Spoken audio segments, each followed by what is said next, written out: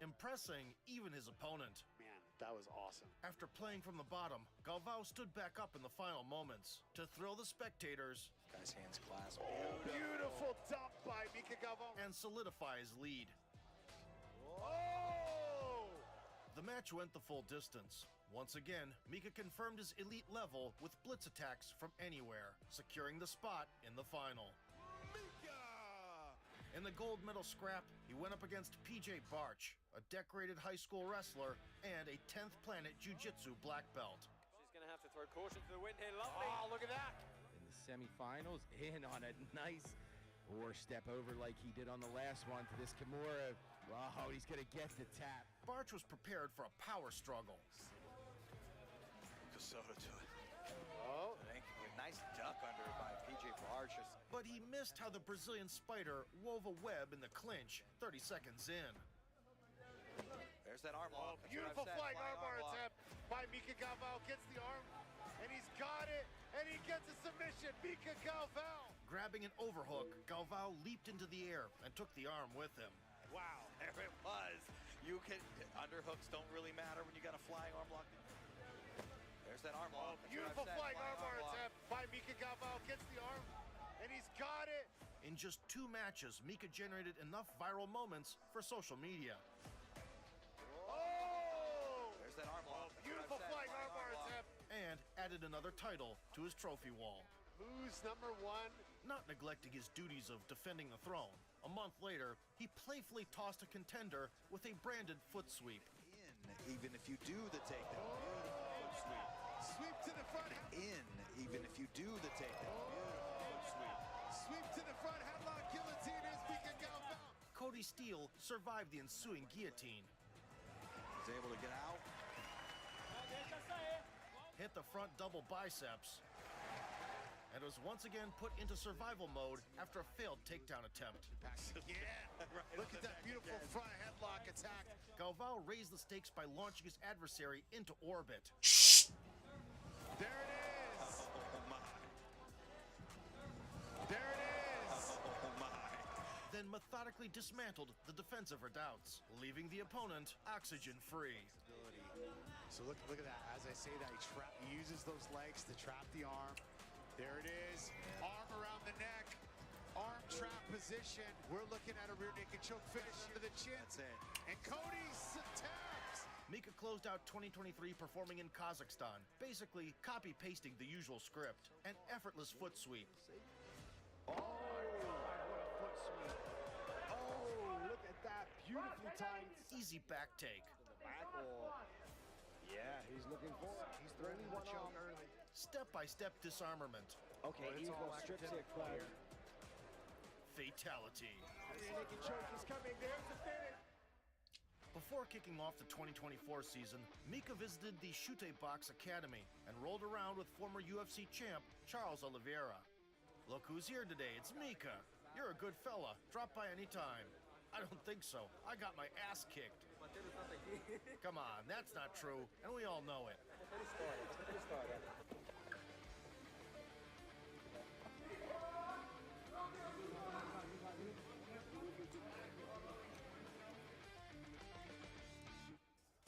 With the blessings of his star compatriot, Galvao put on the pajamas and set off Galvao to the put on the European pajamas. Championship, where he climbed the top of the podium by exploiting the perks of the jiu-jitsu uniform. Not one of his opponents got to the finish line. Nice attack there by Andy, but Mica counters with an Wow. armbar. Unbelievable. Wow. Amazing kid, amazing role model.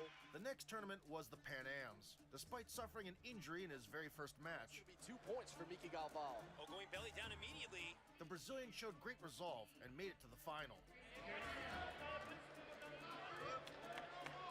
Adding another gold medal to his collection. Could that be it? And he gets the tap. Your middleweight champion.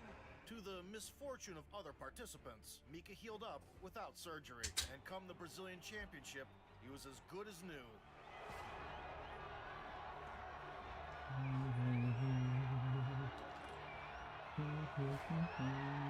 Though he hadn't forgotten his old tricks.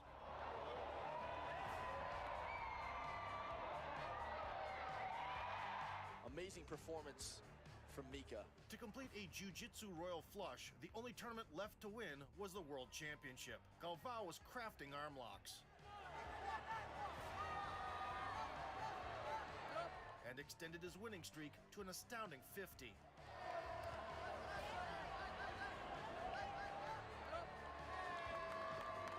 Conceding only 2 points in 5 victorious matches.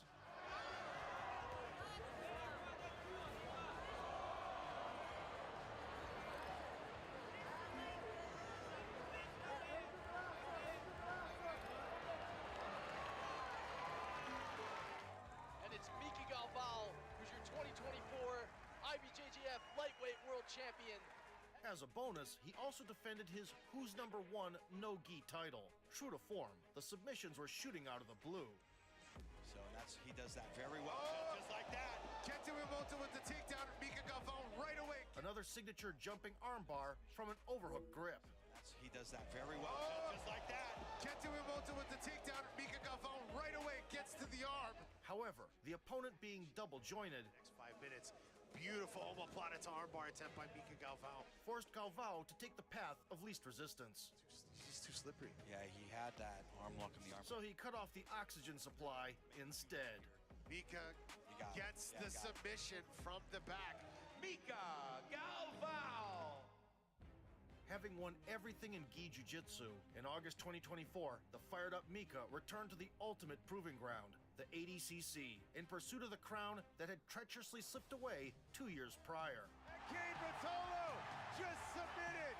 In his first match against a former teammate, Galvao immediately flaunted his trademark overhook armbar. One of the best in the world. There you go. Right into the armbar.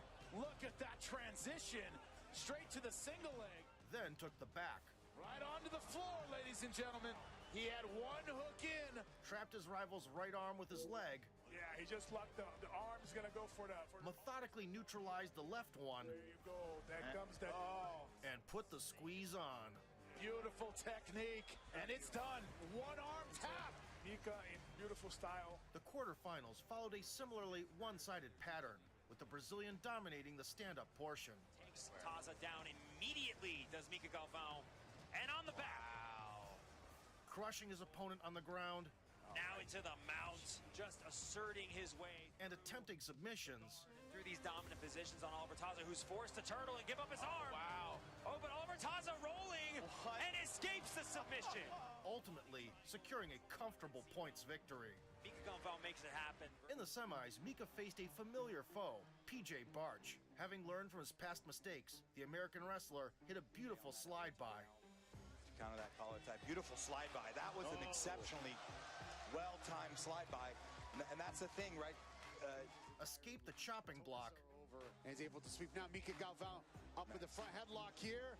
Looking for a possible guillotine attempt. Looks to the back. Dropping back for that guillotine. Mika Galvao's got a tight grip, but PJ Barch escapes. And came close to pressure passing Mika's venomous guard in the final seconds of regulation. PJ Barch. Oh, and it's time. At the last second, will they... At the end of overtime, it was Galvao who came within a hair's breadth of earning the crucial 3 points. There we go.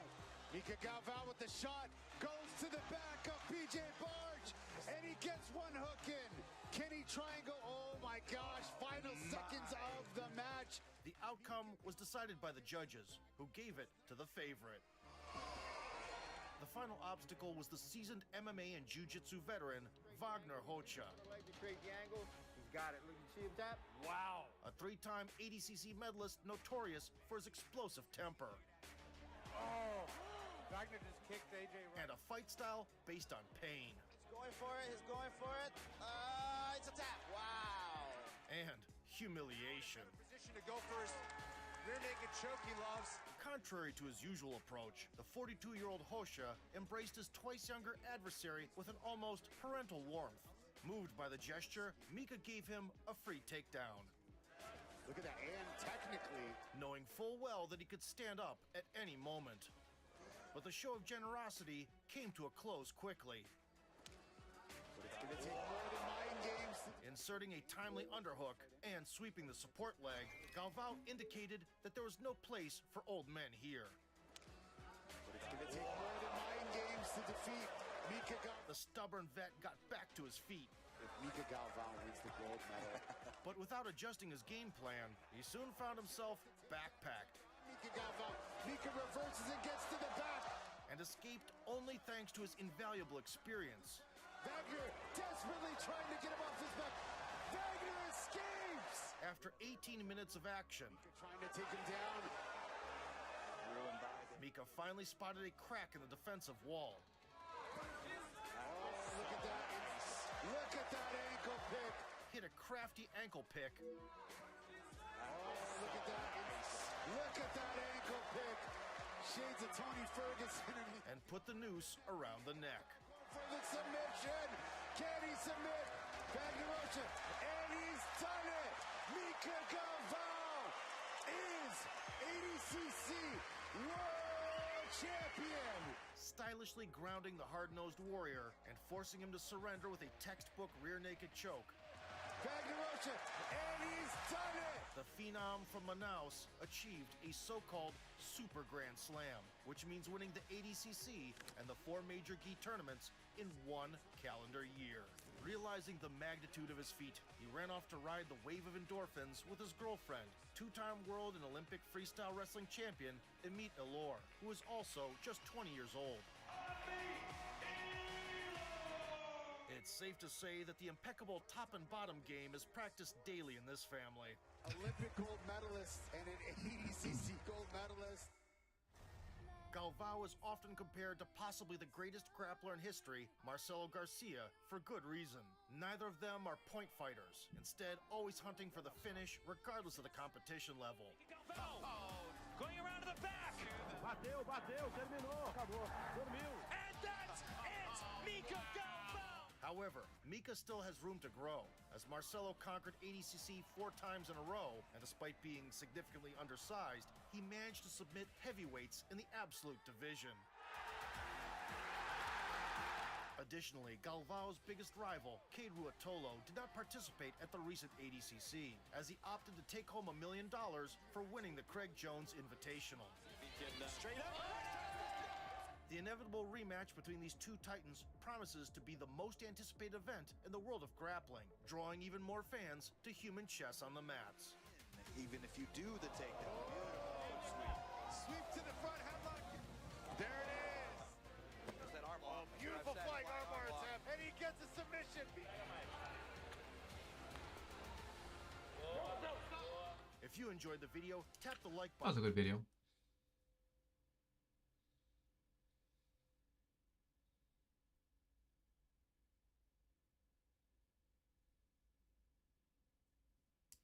Rob Liefeld is one of the most criticized artists to ever work in comics. He can't draw feet, he can't do perspective. Has he ever even seen a woman? But at the same time, he was, for a brief period, the world's most successful comic book artist.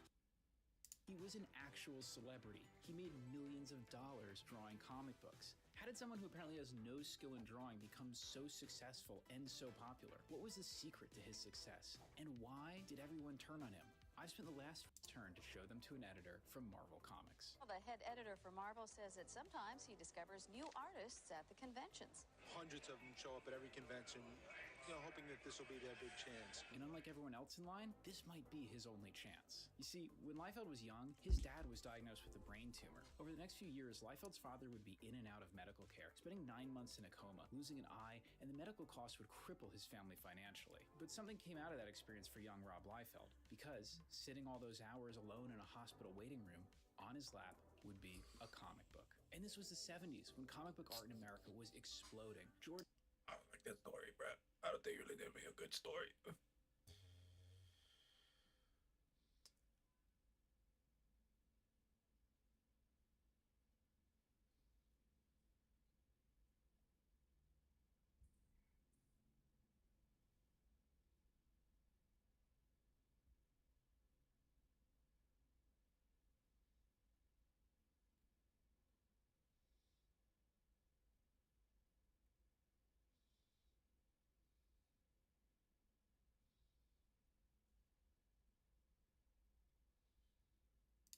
What if you didn't have to 3D print in layers anymore, but could make an entire object appear instantly, seemingly out of nowhere, in one solid piece? This machine does exactly that. I met with a group of researchers at Open Source from Berkeley that claim that they made a 3D printer that prints the entire object almost instantly. No layers, no supports. Just a final 3D structure printed all at once. This method of printing is called computed axial lithography. First, you take a vial of resin and set it in a machine that rotates the vial at a specific rate. Then a light turns on and shines an image at the vial. And after about 30 seconds, you take the resin and dump it out. Okay. Okay, so this is the finished product here. It's a little robot. Only took, how long did this take? Like 30 seconds? 30 seconds. Yeah. And almost like magic, there's a perfect 3D printed piece. In this case, it's a little robot. So you can make anything you can make with a standard 3D printer, but because the printer doesn't rely on layers or nozzles or supports, you can also do things that normal 3D printers can't do. For example, you can do something called overprinting, where you form a 3D structure over an already existing structure, like putting a screwdriver handle on this bit. And even cooler than this is you can print things microscopically small. These are tiny structures that are almost invisible to the naked eye. They were 3D printed in the same way. No layers, but the whole volume printed all at once. Today I'm going to show you the amazing process that turns a 2D flat image of light into a 3D structure. To understand how this works, first we have to get a CT scan. In a CT scan, a patient enters a big machine. This machine then shoots X-rays through your body. On the opposite end of every X-ray source is a detector that detects the intensity of the X-rays after it's passed through the body.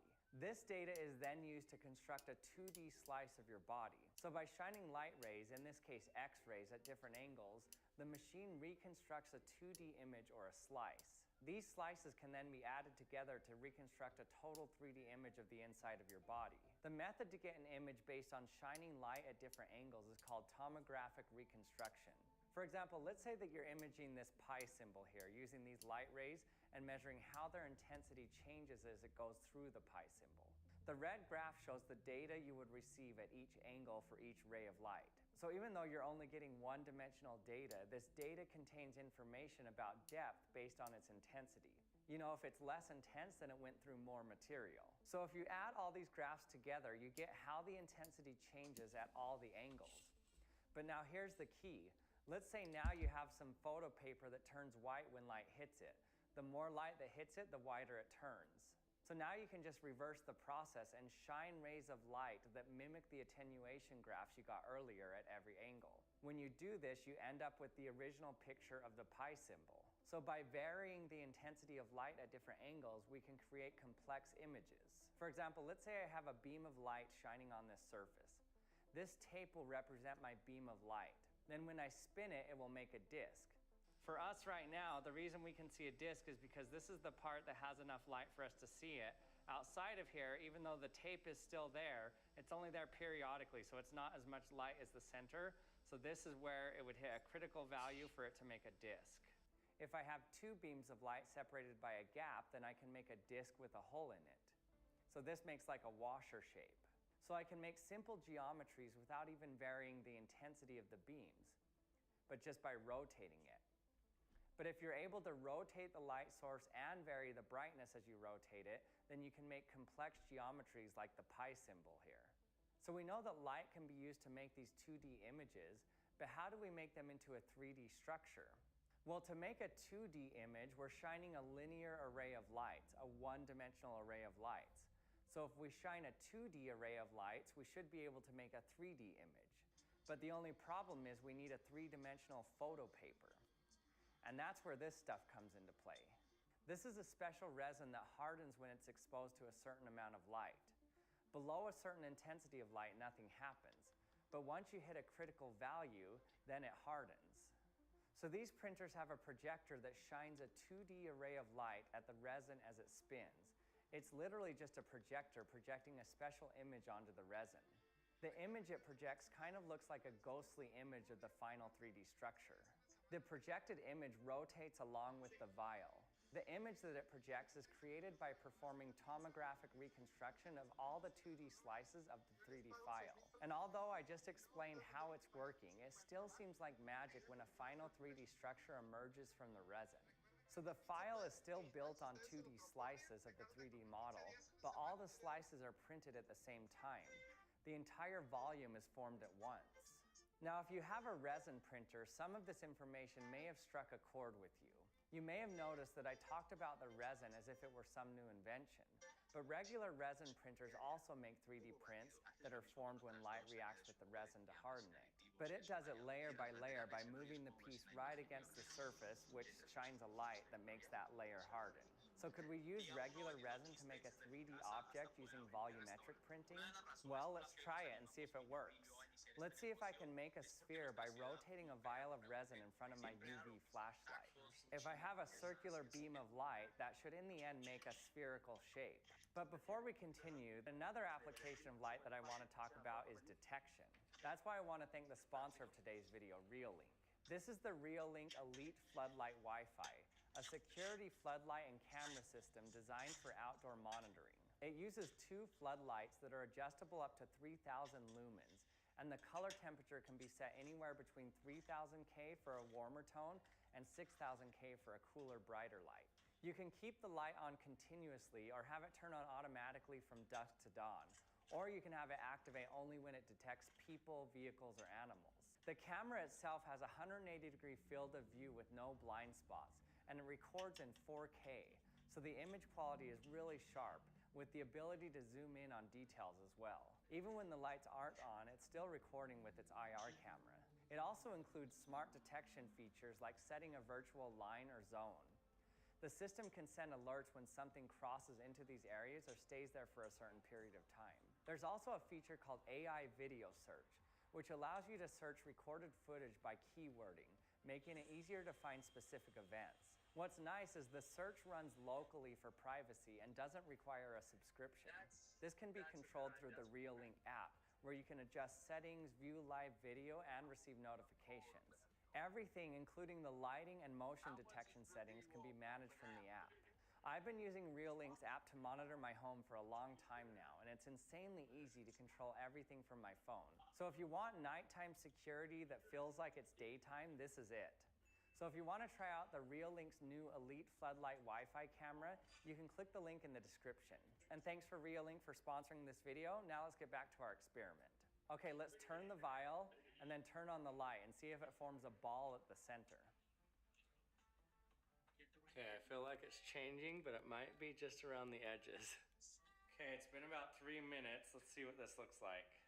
Oh, it's hot.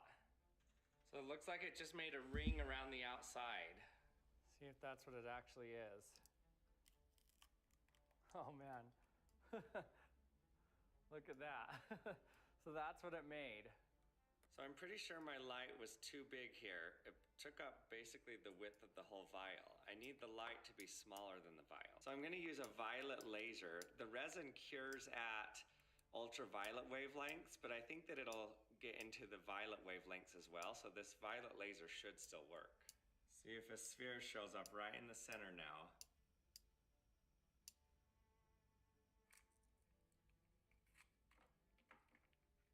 Okay, so the same thing happened. Even though the light was only focused on the center, it was dragging along the edges, so it made this ring again. So why did this happen? How can their printer make a sphere when they do this, but mine just makes a ring around the edge? Well, in talking with Taylor Waddell, one of the scientists working at Berkeley, he told me it's all in the resin. Regular resin, like the ones in SLA printers, have additives in them that block the wavelengths of light that make them react Makes or sense. harden. This is done on purpose because you only want a very thin layer of resin to react when your plate comes down and then the light turns on at the bottom. So you can see how the resin absorbs the light when I put it on this white plastic here. You can see how bright the violet laser is on here, but when I put it on the transparent resin, it doesn't reach the bottom. So it's getting absorbed by the resin. So it hardened this top piece here. Another reason this didn't work is because the resin reacts at any light level hitting it. So even if the inhibitors weren't in the resin, it would have just turned into a solid block, because ultimately light's hitting everywhere in the resin a little bit. So in order for this volumetric printing to work, you need the resin to reach a threshold value before it reacts. So in the special resin used in these printers, light will react with the molecules in the resin, and if these reactive species bump into each other, it'll start forming chains. But oxygen in the resin also reacts with the activated species and can deactivate it. So the only way you can get the polymer to actually form is if there's enough light so that it reacts faster than the oxygen can deplete it. So if you have a little light, nothing happens. But once you hit a critical value, then it will harden. So this gives you the ability to have very fine edges and shapes where the light hits just above the critical value to give you a solid. And everywhere else, you don't get a solid. In fact, you can even reuse the unhardened resin afterwards. These printers are honestly so cool. I hope to see them become more accessible to the general public in the near future, especially because you can do certain things with these printers that can't be done with traditional printers. So thanks to the team at Berkeley for letting me showcase their cool technology. They're actually trying to make these printers more available to the public by making them open source. So if you want to check it out, I'll put a link to their Discord in the description. And thanks for watching another episode of the Action Lab. I hope you enjoyed it. If you haven't subscribed to my channel yet, don't forget to hit that subscribe button, and we'll see you next time.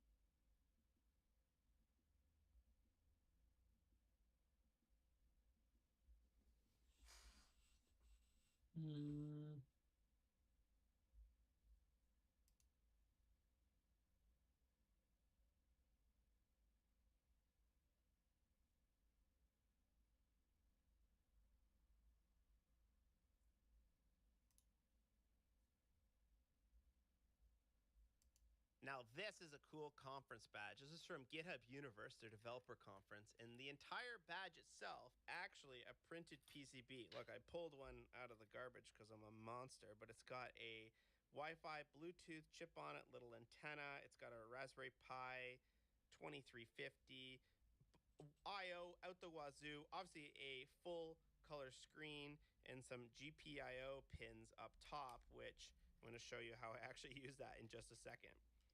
So the badge itself has a bunch of apps already preloaded on it. You see there's a Tamagotchi, there's a Etch-a-Sketch on it, there's Flappy Bird, which is really fun to be able to play. And then finally they have a badge itself, which if you load it up, connect it to the Wi-Fi, it goes and fetches all of your GitHub details and displays them right on the badge. So I thought, of course, we got to be able to figure out how to hack this. So what I did is, at the conference as well, they were giving these lights out, which is a kind of a 3D printed light with some 5-volt addressable LED pixels, and then they have a spot where you can put like a ESP32. But I thought, we don't need that. This is a microcontroller in itself, and it has a battery. We got to be able to power it. So if you take a look up here, there is a, oh, I already broke one of my shitty solders. I'll have to solder that back on before I show you. But you see we've got 3.3 volt and ground down here, and then 4 different GPIO pins on the top. You can see a little bit better on here. So what I did is these things here have power, ground, and a data line, which allows you to address every single one. All right, got them soldered back on. And then when you go over to my app that I built, I'll show you the code in just a second. Start that sucker up, and boom. So the Badger itself comes with a bunch of utils for doing things like drawing shapes on screen and listening for button clicks and button events. So I made this thing where you can obviously just change the color based on where the cursor is. Korean barbecue so good. Click it once, it will just push the color that into an array and light them up like that. Of course, I had to do rainbow mode. If I hit it 5 times, 1, 2, I'm 3, jelly. 4, 5, then it moves into rainbow mode. And then once I get this, I am jelly.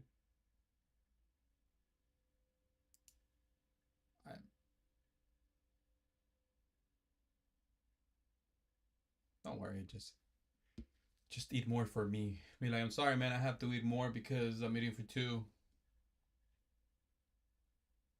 Ooh, what are you gonna get, bro? For me, it's always it always fucking It's always Yoverland, bro.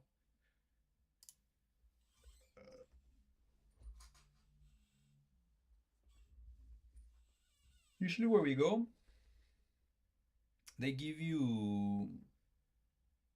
I don't think they don't give you, but so they give you the rice, right? And then they also sell a spicy miso soup or spicy miso soup.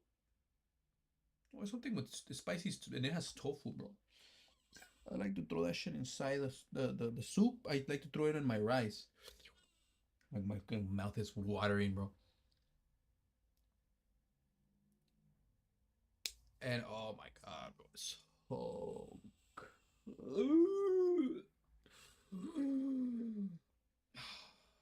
I'm jelly. Tired of the same old Windows 11 look? Watch closely because by the end of this video, your desktop could look this unreal. I'm gonna cover how to get this beautiful taskbar, also this really nice translucent start menu, all of these useful widgets, as well as translucent notification center. And as a bonus, at the end of the video, I will also show you how to get this really nice live wallpaper. 25? What the fuck? And the best part, you can do it in just a few minutes. I'll show you exactly how, step by step. If you want more Windows 11 tricks like this, hit that like button and subscribe so you never miss the next setup. So without Where it goes like 20 something, bro. In and transform your Windows 11 right now. Now, the first thing which Feed me like a fucking we are bird. going to do is to change the Windows mode to the dark, as well as remove this ugly recycle bin. Did you evolve into a bird? To do What? that, you can go here to the start menu, go here to the settings, Just and evolve go into a here fucking under birdie. the personalization. For the colors here, you will change this from light to the dark, so this theme will pop even more if you have Windows set to the dark theme. And now to remove the recycle bin icon on our desktop, you will right click on your desktop, go here to the view, and make sure that you uncheck this option, show desktop icons. And now we can continue with the customization of the taskbar. Make sure that you download and install this program. It's called Windhawk. You can just click here on the download option and you should get this exe file. Then you can click on it here, click yes on the You know what I go? I don't really like the only shit I like is that meat that looks fucking thin as fuck, bro. I don't really order pork. I don't care about the ribs. And here click on Windhawk app. Now the first thing to customize What is it called? Beef bulgogi or what that shit called? Windows 11 taskbar styler. Here I will just copy the Honestly, name, you're gonna and love if you this don't place. see They it take care here of everything. under Right? Oh, hi there. How are you? Yeah, good, thanks. Good. Table for two? Oh, let me just have a look here. We booked the full service. Yes, table for two, full service. That's the one. Oh, and I do apologize for the lack of service thus far. Oh, no, that's quite all right. Well, first question, have you dined here before with the full service? I have, yes, but he hasn't. Hi. Ah, first timer, eh? Perfect. Well, the last question is, would you like us to take care of the conversation for you? No, why would you do that? No, well, that's fine. Well, that's all the information I need. What the fuck? Relax. Excuse me? Great. Oh my god, are you okay? What's going on? Like I said, this place is full service. They take care of absolutely everything. So, all right, let's go to the table.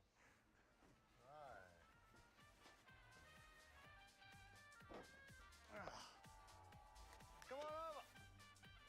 So I just, yeah, just relax. Oh, okay. Oh, okay. One.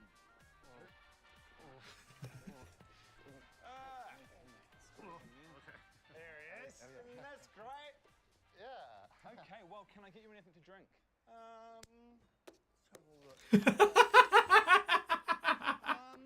Yeah, actually, can I just get a glass of the Pinot Noir, thanks? Fantastic. And for you, sir? I guess I'll just get the Pinot too. Thank you. Perfect. Well, I'll be right back. I'll leave you with Ellie. Okay. Thank you. You okay? Yeah. Yeah. Look, I know all of this is a bit weird, but don't worry. It took me like half the meal to relax the first time I came here, too. Oh, really? Yeah, but trust me, once you do relax, it's heaven. Okay. I haven't even watched this, bro. Fantastic.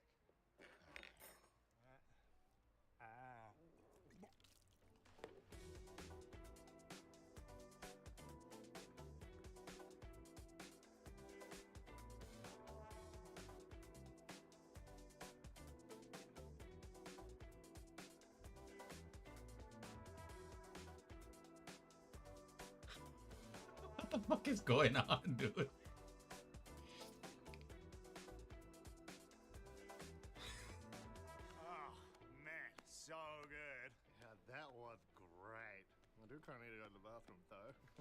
Whoa, no. Hey, shh. Relax, man. No, you don't understand. I gotta go number tooth, man. Great. What? Look, I'm listen. gonna say great. When was the last time you had this opportunity? When you were a baby, right? Well, who knows when you'll get another opportunity? I say, make the most of it. Okay, it. They smiled at him like, Let's do this. I'll wipe you. Enjoy. Alright, get some more of this wine in there.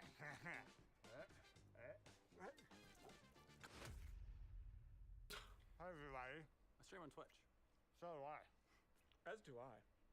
I'm currently sitting in a puddle of wine. Video's up there. That was a funny video. But I'm okay. I'll go to the toilet by myself. It would have been funny. They would be like, yeah, you can keep the conversation going. I would have loved seeing what the fuck they were gonna say.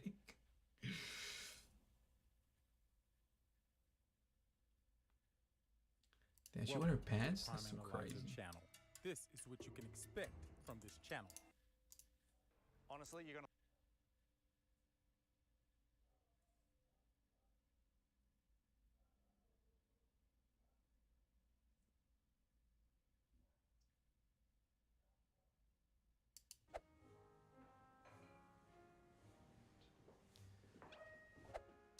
Hey man, sorry, are you guys still open or? Yep. Great. Can we get a table for two? Of course. Cool. Just here, are we fine? Cute. Rightio, I will go and get you guys some menus. Great. Thank you. Oh. Do you think we got them closing? Yeah, I'll ask. Sorry, excuse me. Are you guys closing? Because we don't need to order if you're closing. No. Take your time. Okay. Okay. Yeah, look, I'll have the fried chicken burger. Thank you. Yeah, you know what? That sounds good. I'll get that too. Oh, that might be a big one. I'll check with the chef if the fry's still on. You sure? We don't mind. We can order something else. No, it's fine, guys. Look, it's absolutely fine.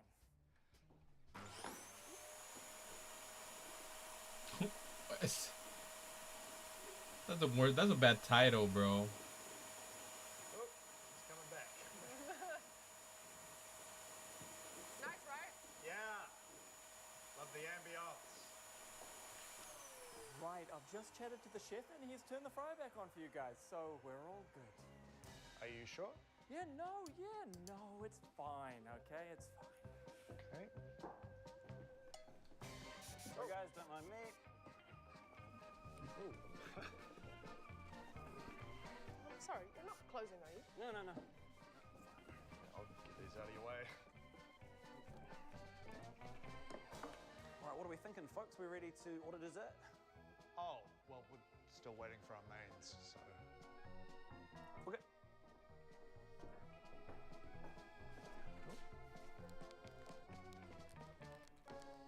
So we're charging them? Are you guys sure you're not closing? No, you're fine. Take your time. I just thought I'd get this out of the way. Oh, hey, hup. Oh. And I assume you're paying. There it is, yep. Very good. Thank you. Yeah, that feels illegal. It's a weird old vibe in here, isn't it? Oh, the weirdest. Yep. Oh. There it is. Sorry, are you really sure you're not closing? We can just head out. No, you're fine. Okay. Yeah. And here we are, 2 chicken burgers. Great, thank you very much. Rightio, and you guys enjoy your meal. So, are you sure you're not closing? No, you guys are absolutely fine. Great. Oh. Yeah, I think they're closed. No, enjoy those chicken burgers, you guys. Take your time. Oh, they're definitely closed, huh? Yeah, that was the alarm, I think. Right. No, have a lovely meal. Out on the street there. You stay as long as you like. Do you think the green curry's very That was it.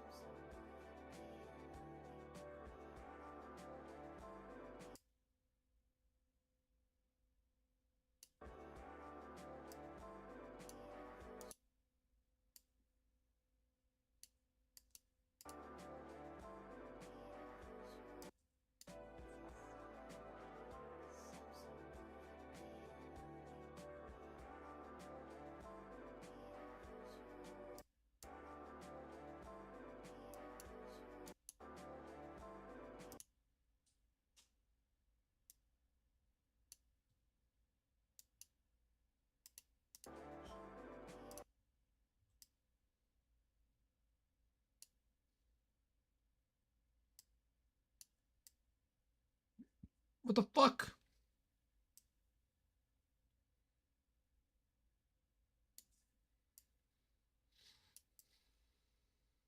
I think there's still pizza in the fridge.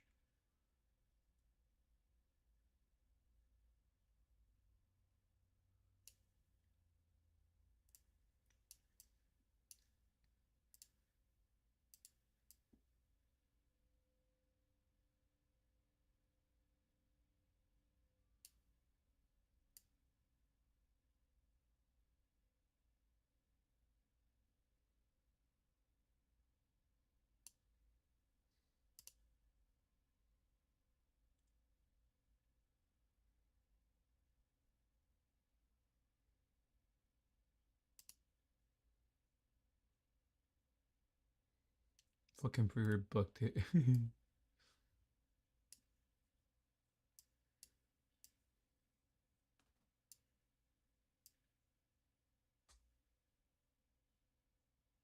was weird.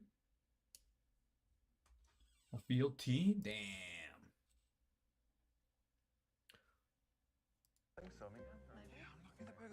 I wonder what the fuck I want to eat. I don't even know what the fuck I want to eat. Alright, good I mean, I'm afternoon, not even everyone. Are hungry. we ready to order? I think. Am I not even hungry yet? Man.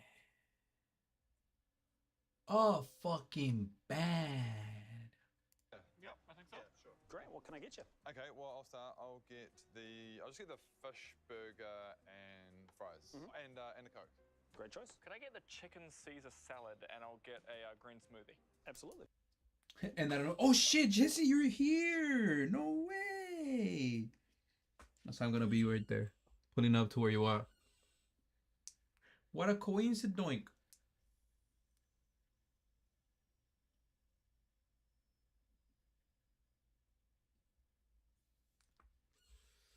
Man, I swear I didn't invite him. Man, what a coincidence, bro. Did not think I was gonna run into you with you. Like I did not think I was gonna see anybody here. That's why I came here. But you're here. Wow. Now we gotta catch up, bro. Damn, I gotta join you. And then I just start talking to the people.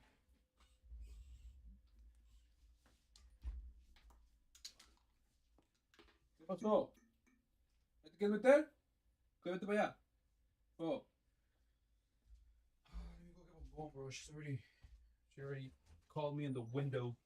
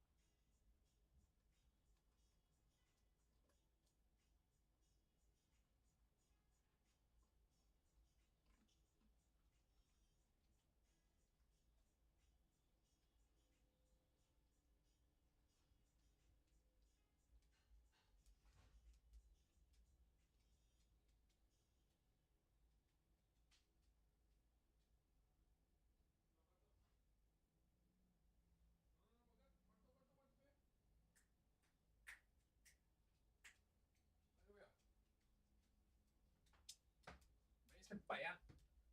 A la chingada. Quédese ahí. Stay there.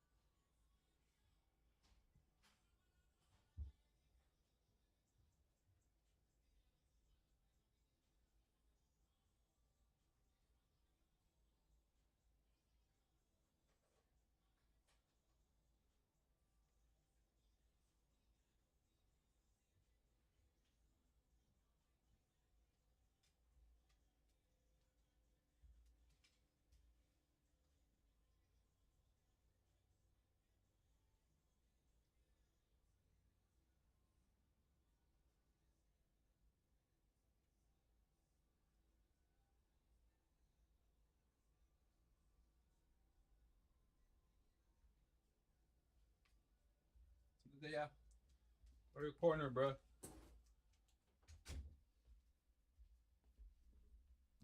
Stay. Sit. Stay there. Can't do knock on my door and my window. You were asking me for stuff. I don't know what you're asking me for.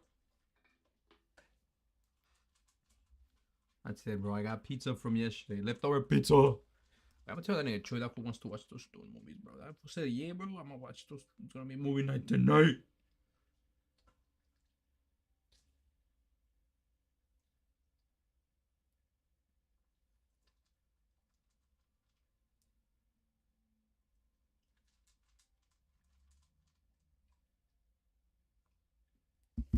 Those fools are online, bro.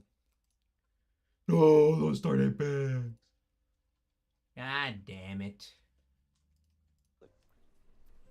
You got all that? Got it? You don't need to write it down?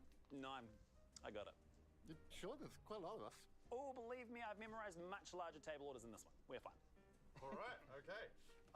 In that case, I will get the roasted butternut squash with the halloumi. And can I get a side of avocado and just no chili? No worries. Sorry to butt in there. Can I get exactly what he's getting, but could I have a lot more chili and less avocado? Yes, sure. Are you sure you've got all that? Positive. Do you I was want how to he get a fucks pen and up. paper and write it down? There's no shame in that. No, we got this. We got this. This is fine. For you? Can I just grab the Alaskan king crab scrambled eggs with the coconut cream and bonito flakes? And then for my drink, can I just grab a margarita? Did you get all that? Yep. Really? Yeah. Can I get the Wagyu cheeseburger? No house pickles because I'm allergic. I'll swap that for tomato. Also, can I swap the fries for kumara fries? I don't know. They hate kumara fries. Yeah, can I swap my fries for kumara fries? Yeah. Oh, maybe instead of you guys getting kumara fries, we could get like 3 pots for the table. Can we do that? Do you guys want kumara fries?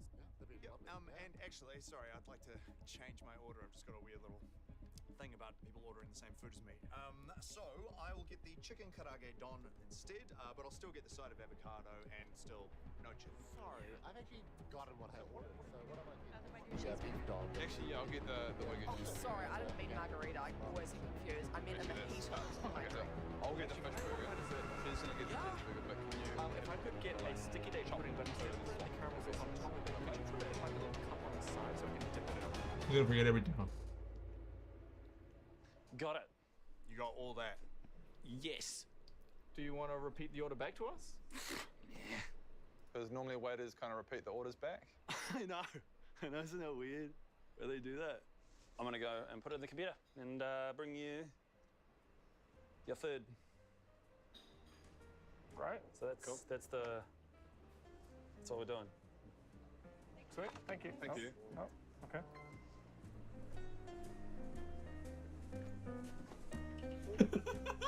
He ran out the fucking door.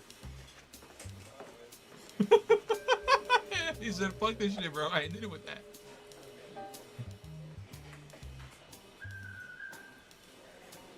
Hi, I was just wondering if I could,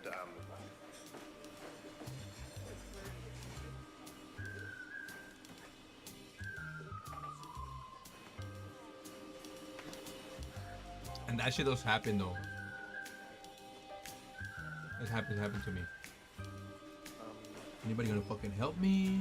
Anybody fucking working? I'm just after a table for one, if that's cool. Certainly, sir. Just take a seat and we'll be right with you. Oh, great. So do I just grab my own seat, or do I just grab...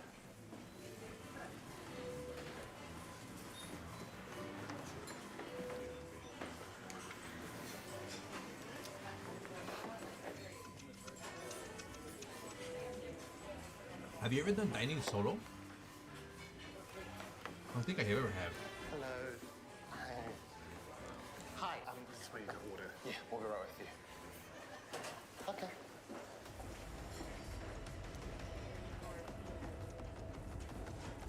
Sorry, could I just grab a menu?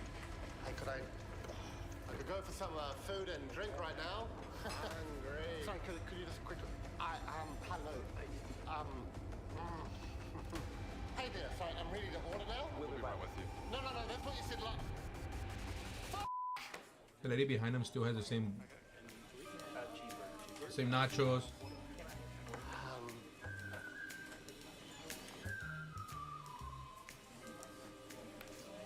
Hi, sorry to interrupt. I'm just having trouble ordering, and I was just wondering, how did you order? I'm so sorry, sir. If you take a seat, they'll be right with you.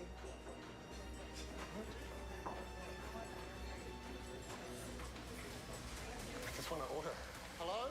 Hi, can I get some service? Should I just grab some of that? Hawaii? I'll take anything. Can you see me? I'll write it for you if you want. Hi! I'm losing my mind! Look at me! Hi, sir. How can I help? Just table for one, thanks. Follow me. Damn. It's because he's bald. It's a really nice place, eh? But he goes through that. It's beautiful. Yeah, I love the decor and the fairy lights and stuff. Hello, here we are. We have the prawn risotto for you, ma'am, and the Caesar salad for you, sir. Enjoy. Thanks very For much. you, sir. Yum. Enjoy. I'm so glad we came. I know, right? I'd heard such good things about it. Oh. The fuck is that? What the hell? What? There's a piece of shit in my salad. Shit? Yeah, like a literal human shit in my salad. Holy hell, how did that get in there? I don't know. Excuse me. Yes, sir. There's a piece of shit in my salad. Oh, so there is. I don't want the shit in my salad. Aha, yes, I see. Are you allergic? No, it's human feces, like a literal shit in my salad. Right, yes, and just to be clear, you do not want a human shit in your salad. No, I don't want a shit in my salad. Who wants a shit in their salad? I see. I'm so sorry. I will get that removed for you right away. Won't be a moment.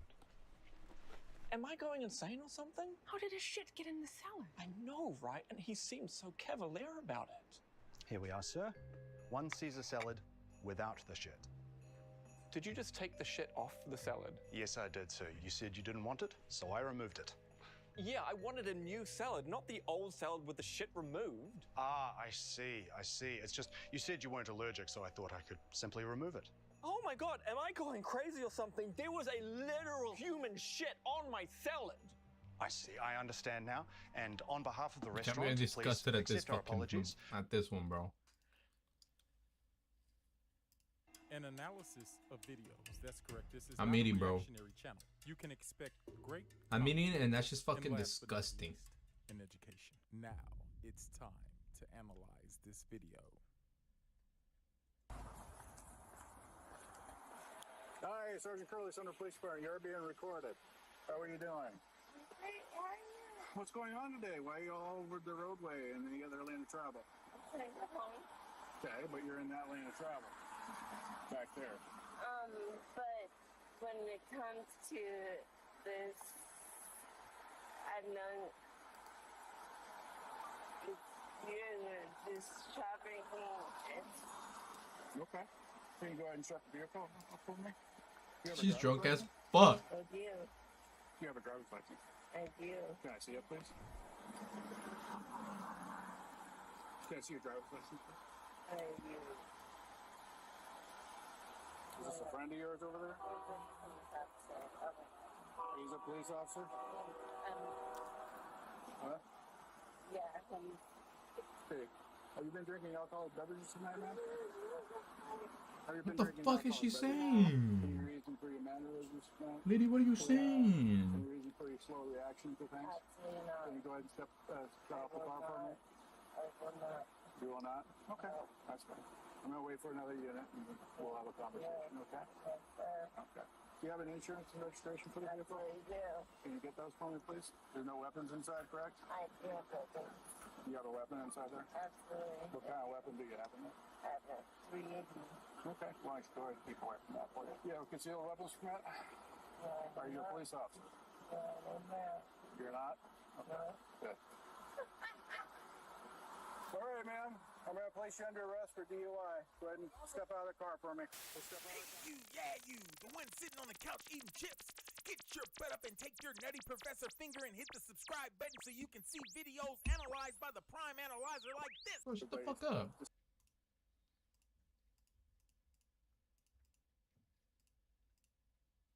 You're under arrest. You're under arrest. The Prime Analyzer. He's not saying anything regarding the fucking video, bro. You're under arrest. You're not analyzing anything. Sir. Go ahead and step out of the car for me, ma'am. You set me out of the car. Ma'am, are you going to come out of the car on your own? No, absolutely not. Absolutely not. And you know it.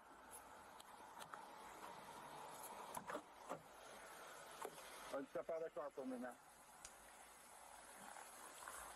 Thank you. Oh, careful. Careful. Oh, that's Turn around for me. not. Place your hands behind your back for me. Jesse. Jesse. Ma'am, so you're aware you have... She's calling Jesse. Jesse, they're calling you. Jesse.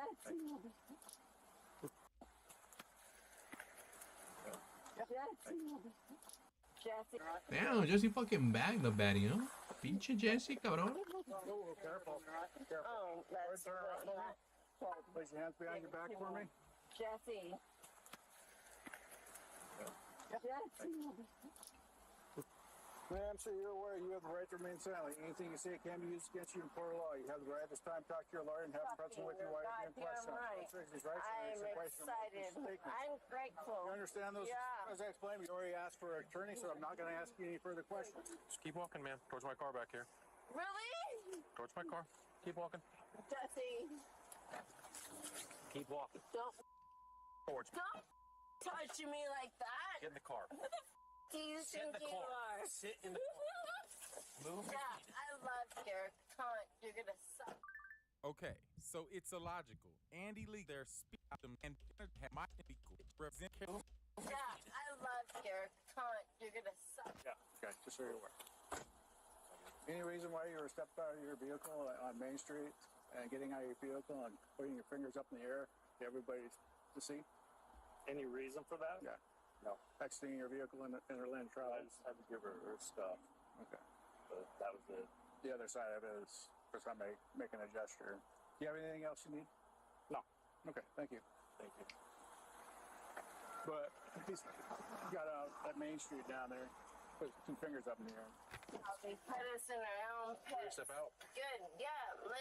Let's see how you put us in our own pits. You urinate back here? Yeah. Where's my husband? Your husband's not here. Okay. Oh my God, go yourself. Step out right here for me. She peed herself. Good. I can't wait. Follow me inside. Good. Oh my God. I'm waiting for my husband to see this. I can't wait for my husband to see this. You go to the west here. Your way. You can just sit in this little chair over here. Good. Right here for me. No. Just need you to sit down now.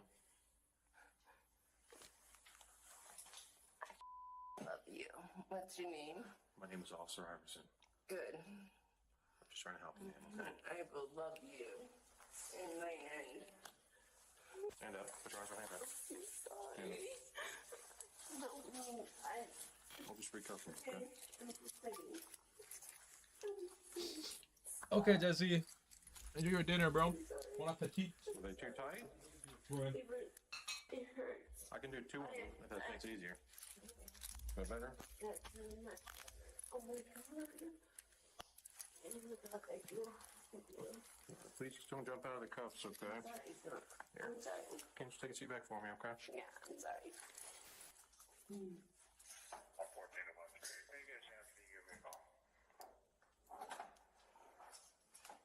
Yours, is that my husband? Can you sit back down for me, ma'am? I'm my husband. Do you hear me, ma'am?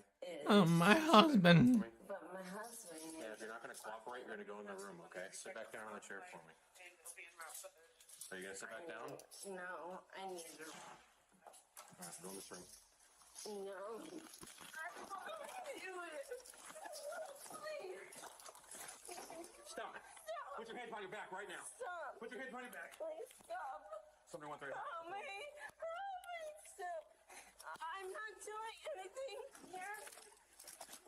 Put your hands behind your back.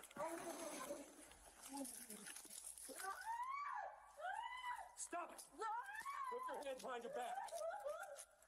Wait, why are you dropping? I'm my husband. Do you hear me, ma'am?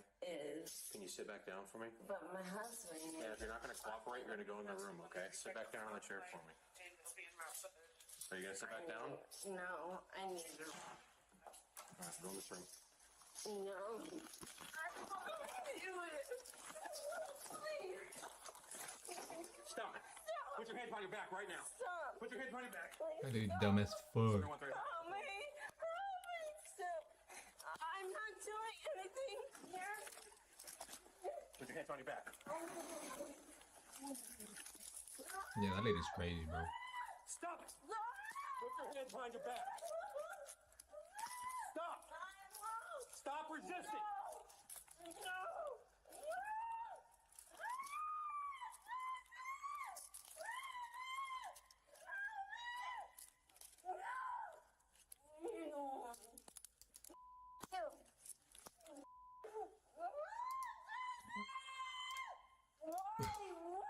Put your hands. You're wrong.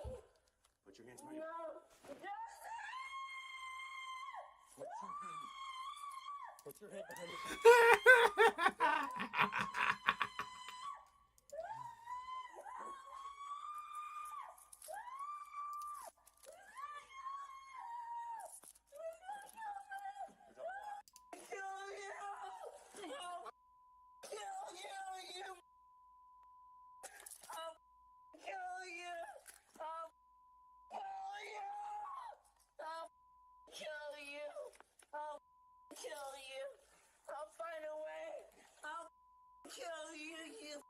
Piece of this one. Yeah.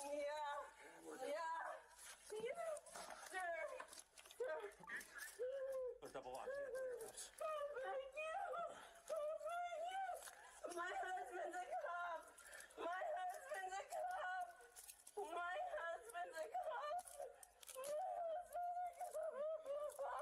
I'll make sure you run. I'll ruin you. My husband's a cop. I make sure I'll ruin you, you con.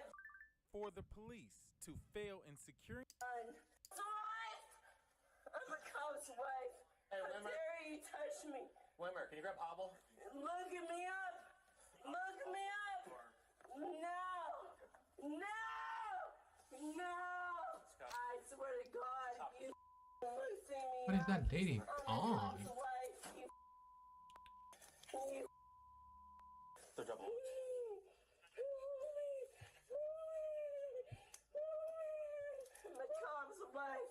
I'm a cop's wife, you so ruin your life. Walk on this one. Just go. Yeah, just go. No. You better help me. Oh my God.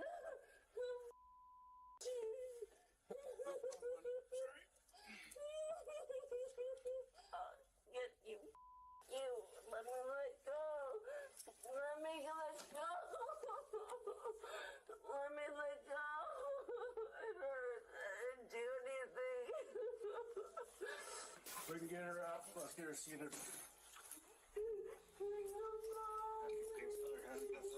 So while you're on your side. Keep your legs out in front of you.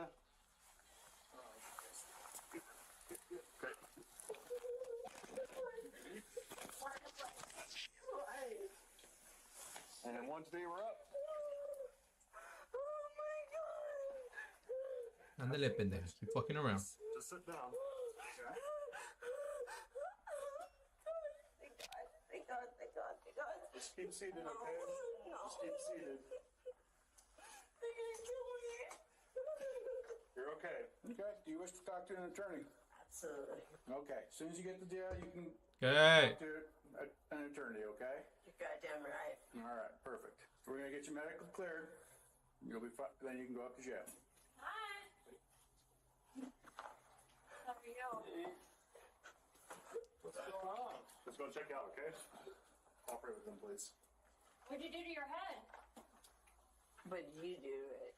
I didn't touch you, so Is that's there why I'm something asking. wrong? Do you want to know? Let's go check it out. Okay. You get the corner of that right there. Are you hurt? When she was I fighting. don't know. Oh, You don't know. okay. Okay. Is something wrong? Where'd you guys take me? Do you Is something wrong? We're just asking you because we don't know how you feel, so I'm asking. Yeah, thank I'm asking you if you hurt anywhere. It hurts my wrist. Your wrist. I can't do it. You hurt anywhere. I've got carpal tendons. I can't do my wrist. I'm gonna adjust your shirt, okay? Is that okay? I can't do my wrist. It hurts. There. You'll cover it up a little better. Self. We're Americans here. Take a look at your It side. hurts. I know it's gonna squeeze, but if arm, it won't hurt so bad, okay? All right, Glock pistol. It is a 380 Glock 42. Show number Adam Young, Paul 785. It has a fully loaded magazine, 6-round magazine, and it has one in the chamber. This one was removed from the chamber. 6 full magazine. Firearm secured. Secured for safety really quick.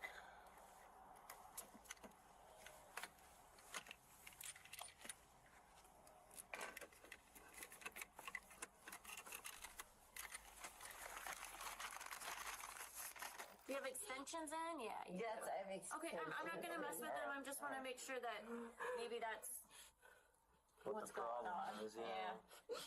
It does look like it's kind of coming from there, but I don't see like any scalp like any sweat or anything. Not that I can tell. No, I don't see any. Good. I'm not trauma in my extensions. I'm excited about that. Next subject.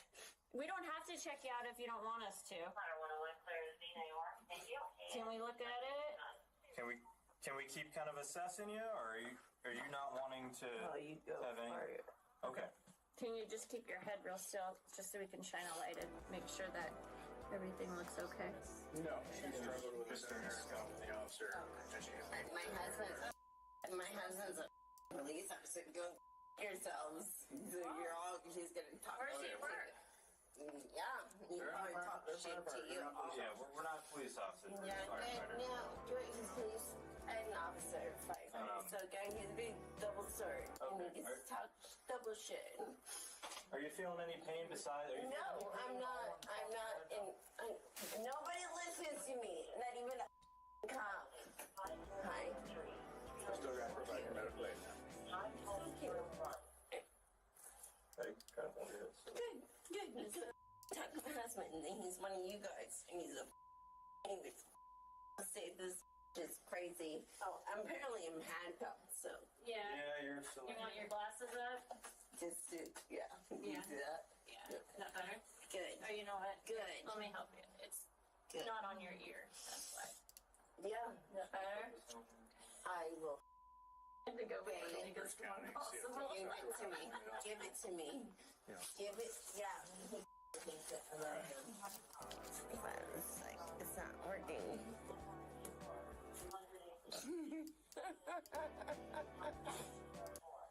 So Amber, you don't want to go to the hospital with us. We're just gonna have you acknowledge that you don't want to go.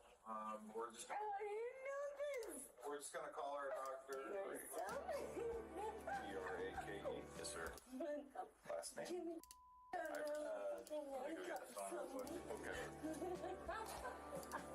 I'm gonna cry. I can't see you. You're killing me. I love you. You literally me. I can't cry. Sam, we're gonna walk the car. Fall down.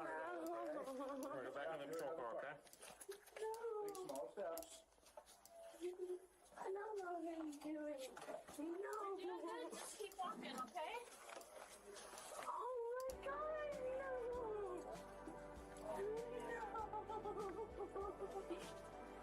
Trigger the car, okay?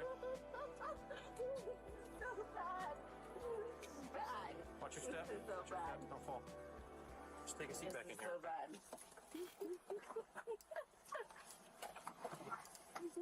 You want to stay there? I'll pull the seatbelts over. Oh, this sucks. I know it. I've been there. Oh my God. Oh my God. I at least have some socks on. Yeah, I'll give you socks, man. I don't have socks on. Baby, my feet, I get cold. Oh, look at that. Oh, Lord. Oh, Lord. All right, now. Will you kiss me? Thank you, ma'am. Wait, oh, no. Roll the windows down. Jesse, roll the windows down. I need a break. I made it. Roll the windows down. She was charged with assault and DUI. However, What an idiot, señora.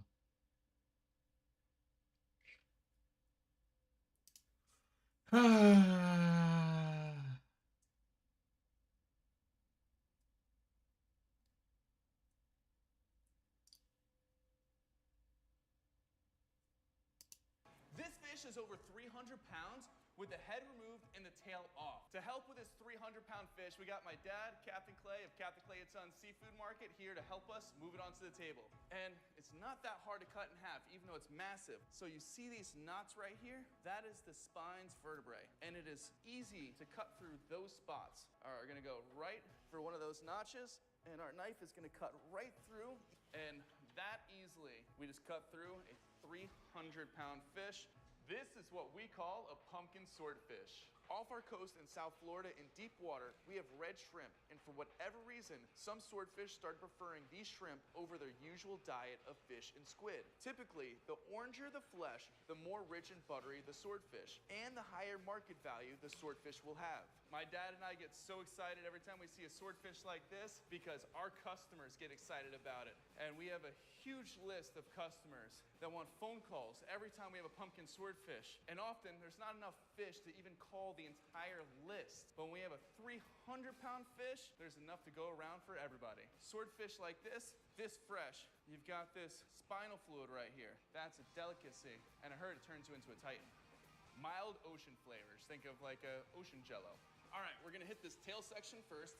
Oh, even though we cut it in half, this is still a 150-pound fish right here. All right, so you've got the backbone right here. Backbone on swordfish, even when they're this large, is really soft. So it's easy to cut through the other side when you start filleting it. So you want to be thoughtful and not have a hard angle down. Otherwise, you're gonna cut right through that spine, cut into the meat on the other side, and that's gonna mess up your yield. Then I'm gonna enter into that opening, and I'm gonna make a very shallow incision right on top of that backbone.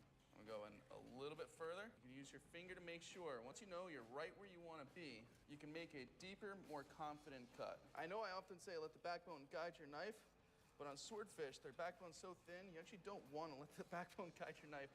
You wanna make sure you're right on top of it without really feeling it much, which is a little bit of a challenge because if you're feeling it and you're doing a confident cut, you're probably cutting right through it. Those couple of cuts, we're at the spine. So what we're gonna do is we're gonna rest our knife right on that spine and then curve around it. Because it's cut in half, you can actually see what you're doing. You can watch the knife curve around that spine. Then you see this white spot right here where the bloodline connects down to? It's hard right there. So we're gonna have to go on top of that and then cut down. What you need to do now is push back on the meat a little bit and use just the top of your knife to make a little incision to go to the top of the spine. That way you can lift up a little higher on the next one and do it again. Then we're gonna walk around to the other side, go right on top of the anal fin and slide towards the tail. Just like on the first side, on the second side, we need to push back on the meat a little bit and go to the top of that spine. We do it on both sides to make sure we don't lose out on any of this delicious pumpkin swordfish meat. Now that we've worked our way down the backbone to the top of the spine on both sides, it is almost fully off. It's just the tiny little sinew fibers holding it on the top, and then the belly membrane. What we're gonna do right now is we're gonna separate off the belly membrane, this harder cartilage right on top of the spine. We're gonna cut down right on top of it, just like this. And you can see how the whole thing is separating off. We can use force and push it off, but we're gonna use our knife to guide it. And look at that, absolutely gorgeous pumpkin swordfish meat. Whew. We're gonna trim him up in a minute. Right now, we're gonna keep cutting. We got the other side, so we're gonna come with our knife right there, cut to the center. Then we can twist our knife around, shallow cut all the way down, just like that. That way we can wedge our knife right in there. And on the second side, we can actually see our knife, so no guessing where your knife is. We're gonna use just this part of the knife, make a little incision as we lift up on the backbone. Just like the other side, but there's no weight this time. Wanna make sure you go to the top of that spine. Now we just cut through the high loin and then went to the top of the spine right here. Now we're gonna do the same thing to this side. Right here where the anal fin was, we're going to go down and around. Just like that.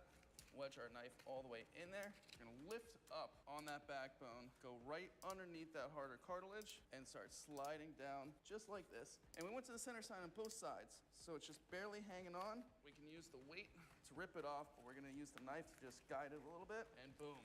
There's our gorgeous pumpkin swordfish backbone, well, half of it at least, and this does not go to waste. We throw this on the grill or smoker, and it makes great sandwiches or dips or all kinds of things. And if you're wondering, what about the tail meat? We trim it up and get a little bit more for smoking, but I'm gonna show you why there's not as much there as it looks like there is. Look at those big fins right there. And that, you couldn't chew through it if you tried. It is like rubber.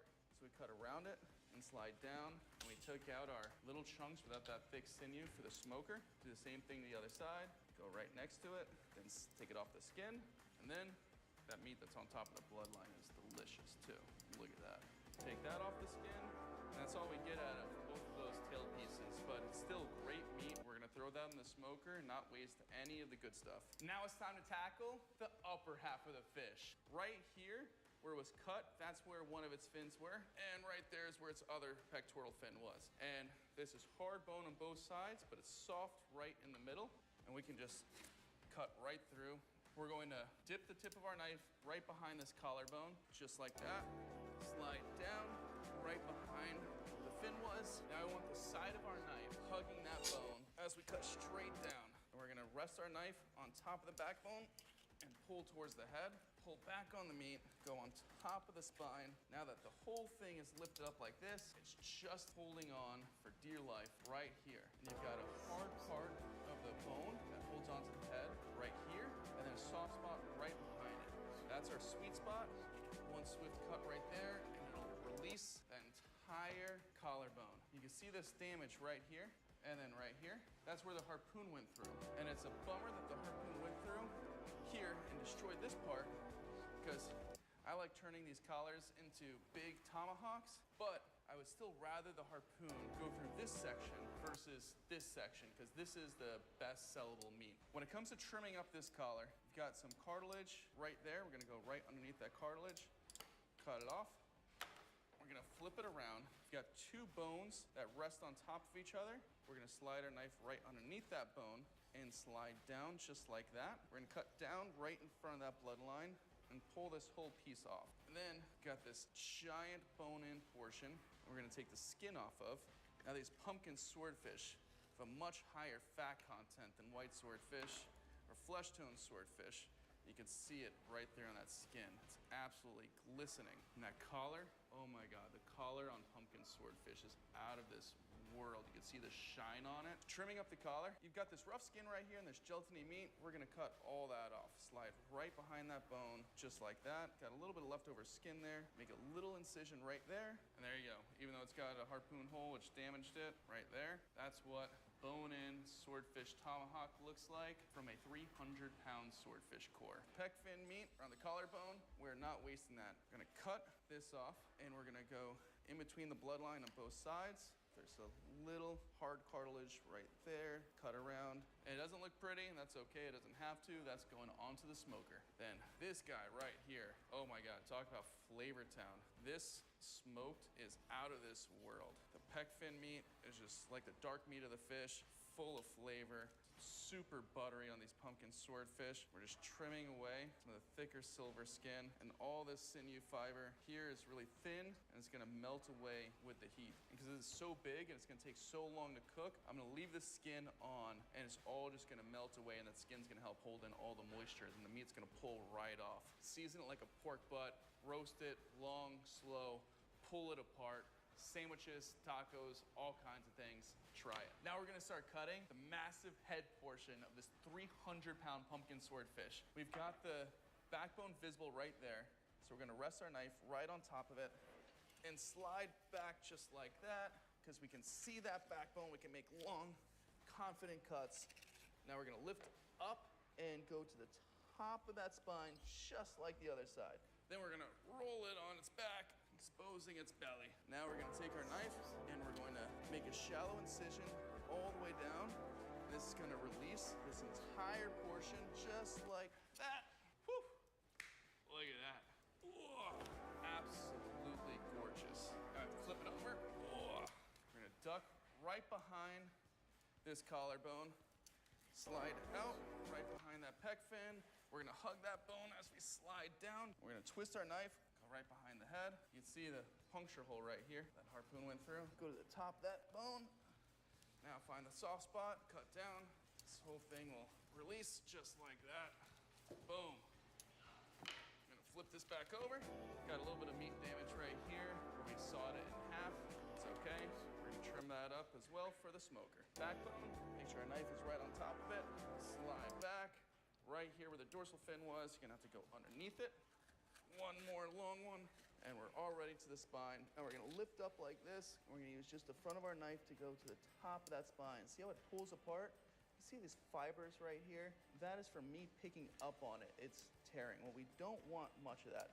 So we're gonna guide it pulling away naturally with our knife to help it, just like that. And now that we're to the top of the bloodline, we can go right on top and just slide down just like that, pulling away from it at the same time, and this whole thing releases just like that.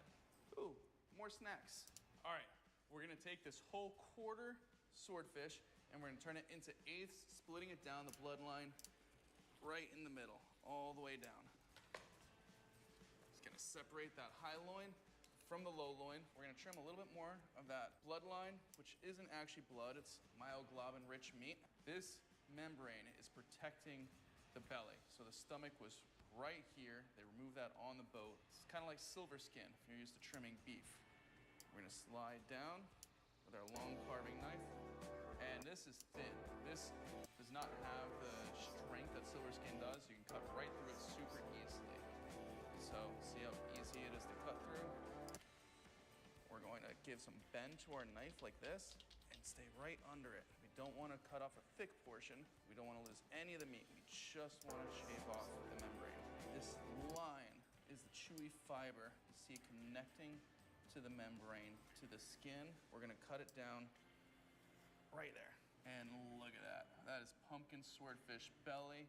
Super buttery, super rich, absolutely phenomenal. Now for our display, we cut this into 1-pound steaks. But on a 300-pound fish, to cut this into a 1-pound steak, it's gonna have to be pretty thin, and most people like a little bit of thickness to their swordfish. Piece that thin is gonna be a pound.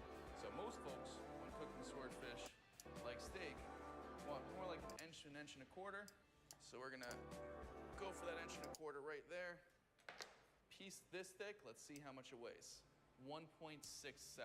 All right, now we're gonna trim up the high loin. Got this fat cap right here. We're gonna pull right off. You can see the outline of it. Gonna slide right underneath it. Kind of like meat, you can kind of pull it away. But we want the knife to do the work so that way it looks nice and smooth. Before we start staking it out, we're gonna trim a little bit more of the bloodline off. Just like that, super thin, to waste as little of the fish as possible. Ugh. Now we're gonna go for our 1.25 inch thick one. Look at that massive steak. That is absolutely gorgeous. See this natural separation that happens right there? We're gonna go ahead and cut to the chase and cut all that out. All right, we're gonna go for a 1 pound steak. We have to go pretty thin to make it a pound, and that should be our pound right there. If you want hours out of the water, locally caught fish, come support my dad, brothers, and I at Captain Clay and Son Seafood Market. Thanks for watching. Have a killer day.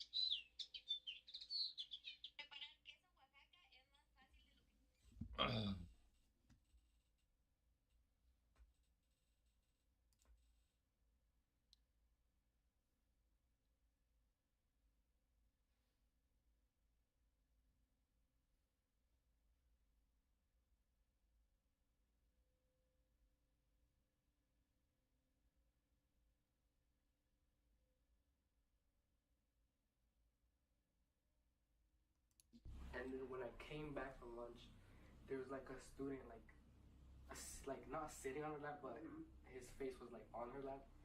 And then This case begins with something that looked so ordinary that most people would have ignored it.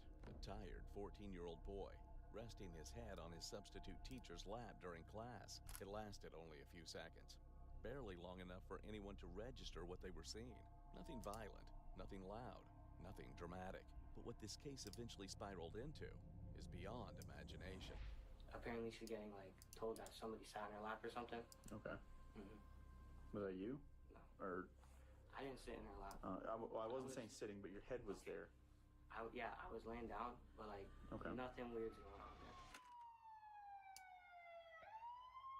On February 20th, 2025, Horizon Academy administrators contacted the sheriff's office after a student reported something that just didn't feel right. Substitute teacher Diane Lee Torres, age 24, sitting calmly as a 14-year-old student laid his head in her lap, with her hand slowly moving across his head. Detectives arrived, and along with the principal and the assistant, began with the simplest step: talk to the kids who were there. Sam, whatever we talk about in here stays in here. No one knows that you're having a conversation with us. But can you tell me about yesterday? And yesterday, as in this, do you have Miss Torres class? Do you see anything weird in there? No, it's just some normal class. Oh. It was just me. Sorry, I didn't see anything wrong. Okay. Were all of the students, were all of you guys sitting at your tables? Yeah. What were you guys working on? We have this little assignment about we can draw something for a test grade, and I do something and I give it to the teacher, obviously. On the test grade, and that's it. And then after that, we get to who's sitting next to Miss Torres.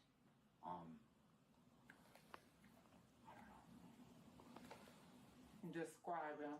Describe him. He has What if your phone battery charged in seconds instead of hours? What if buildings could cut their carbon emissions in half?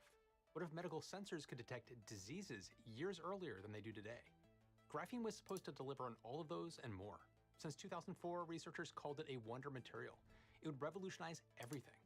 20 years later, well, most of those promises fell flat. Graphene earned a reputation of vaporware as those promises vanished, well, into vapor. No matter how many years have passed, the big breakthroughs in graphene were always just a few years away from changing the world. But something's different now. Graphene supercapacitors are powering AI data centers.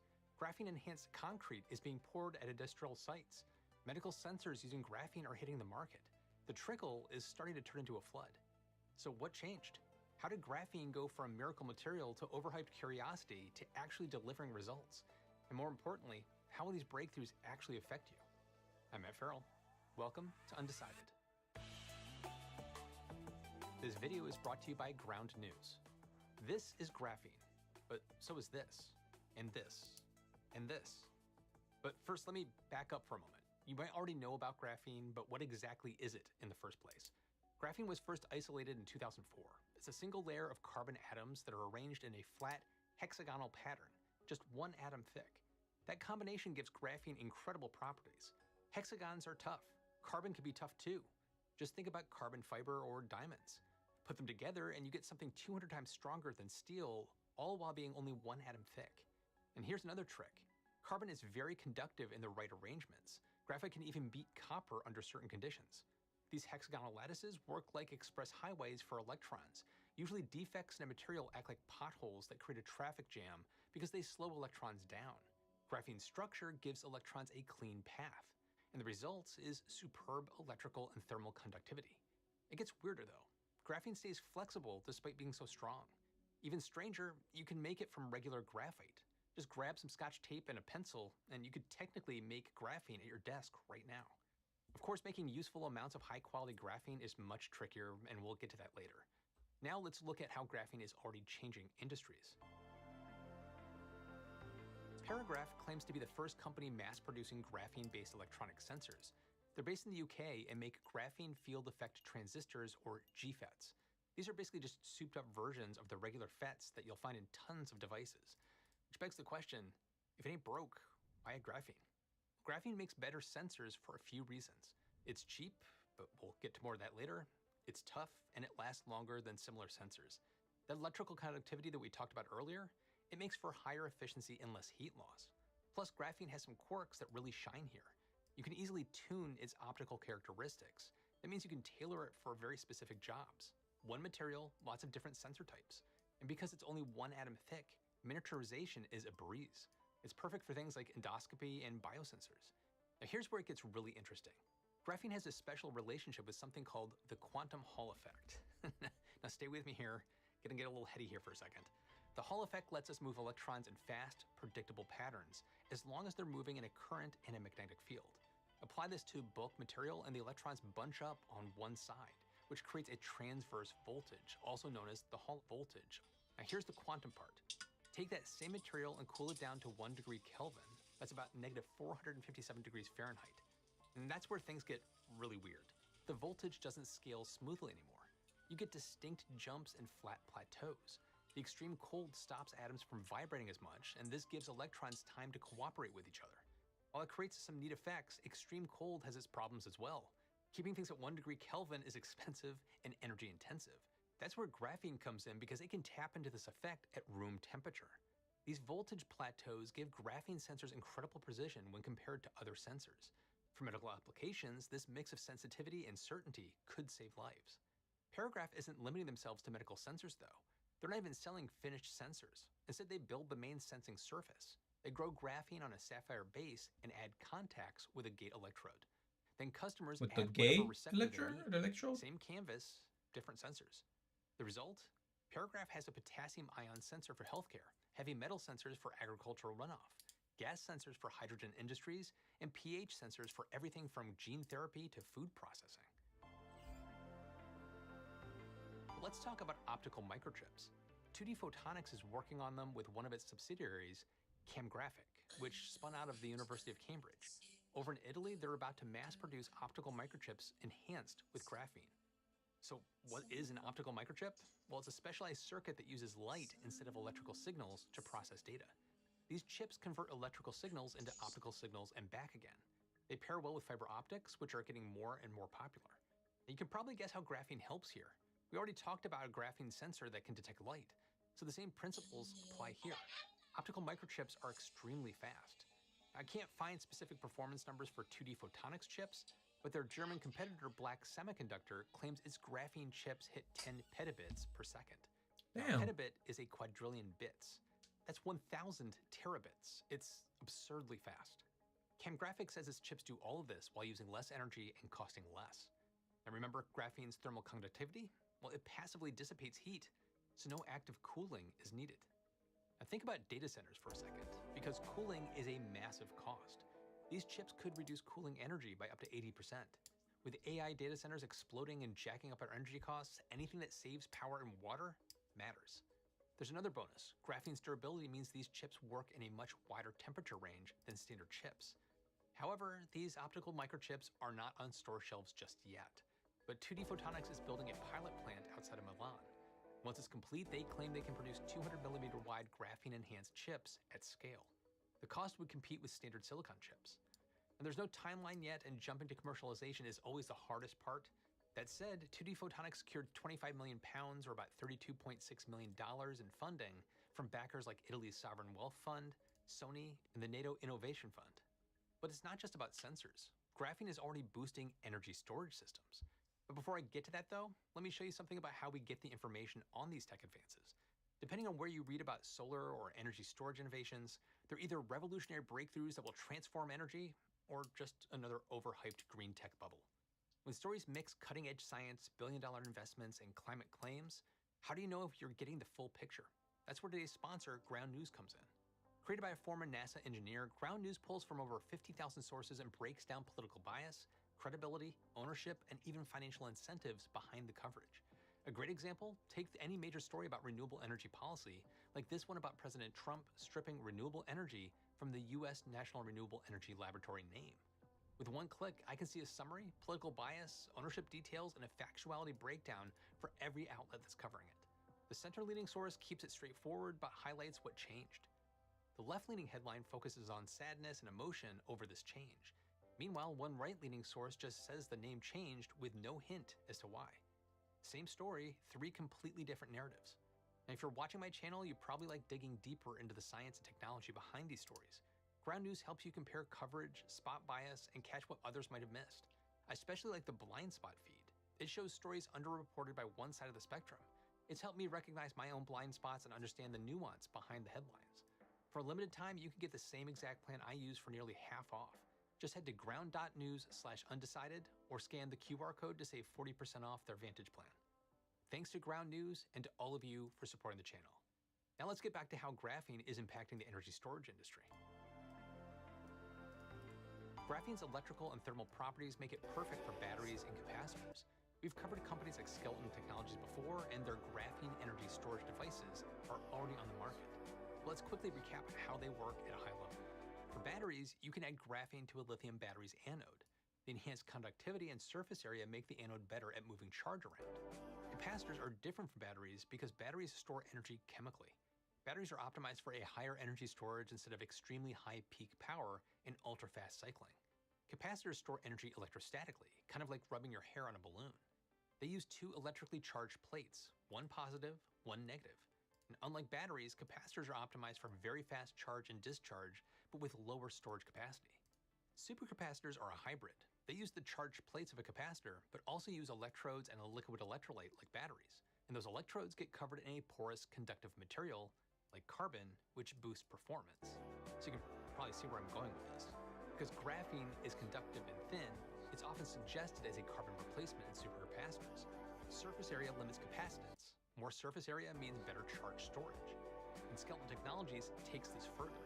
They've patented something they call curved graphene. It's a specialized form with a crumpled shape, so think of a ruffled potato chip. The wavy geometry increases usable surface area compared to flat graphene, which enables even higher performance. They claim 1 million charge cycles. Our earlier video covered their super batteries, which bridge the gap between batteries and supercapacitors using curved graphene. And like I already mentioned, they're already on the market, but Skeleton Technologies isn't stopping there. In November 2025, they opened a super battery factory in Varkaus, Finland. This is part of the EU's Just Transition Fund, or JTF.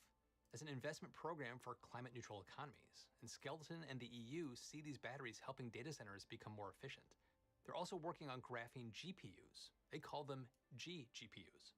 They claim the curved graphene reduces AI energy consumption by up to 45%, lowers power requirements by 44%, and boosts the computing performance in flops by 40%. Now, these claims are big.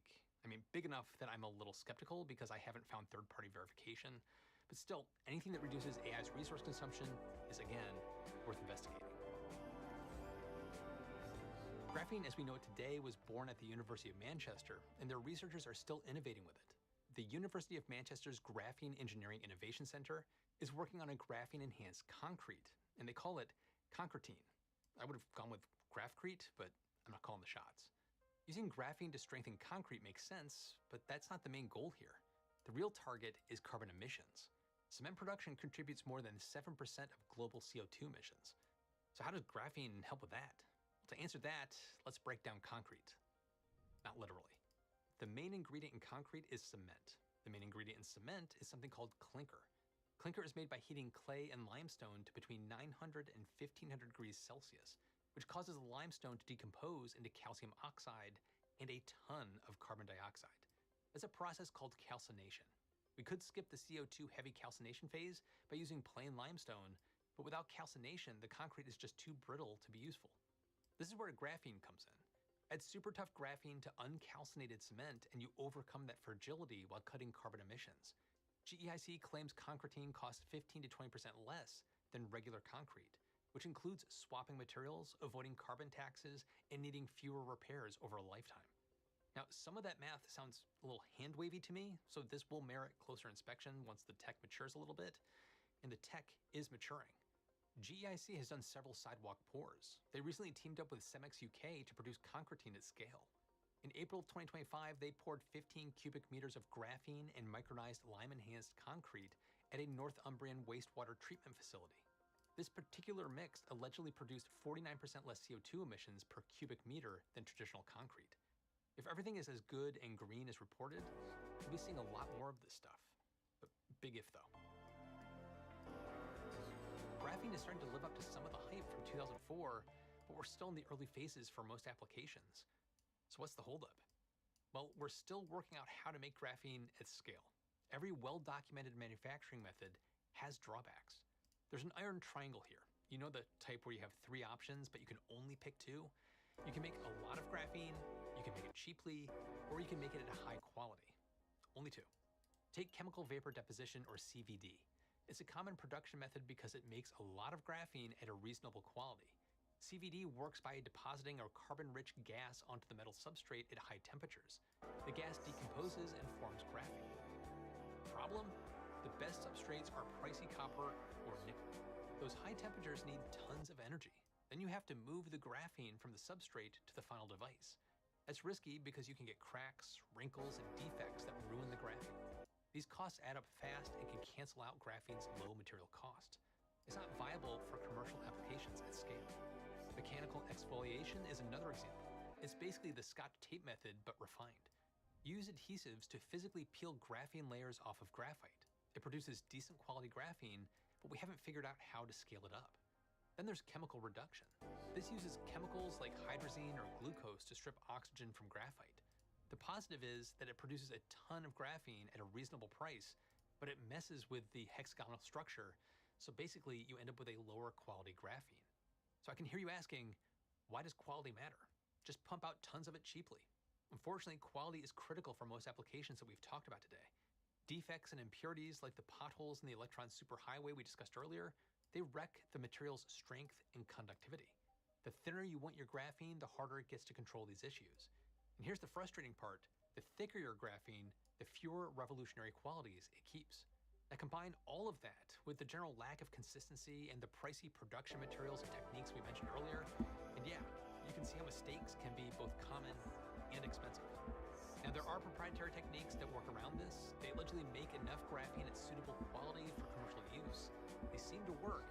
Companies have graphene products on the market, as we've covered in our videos on Skeleton Technologies or the graphene perovskite solar panels. However, these production methods are proprietary. The details are hidden. It's understandable in a competitive market, though. And speaking of which, the graphene market is expected to grow from about $1.2 billion today to $3.58 billion in 2030. You can see why companies want to protect their edge. Still, it pays to be skeptical in emerging tech fields. I remain a little skeptical of huge claims hidden behind the proprietary tag. Normally, I like to place new tech on NASA's technological readiness level.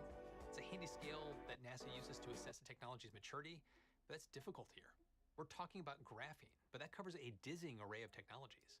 The tech already on the market, companies like Skeleton Technologies, that tops probably at a scale of 9.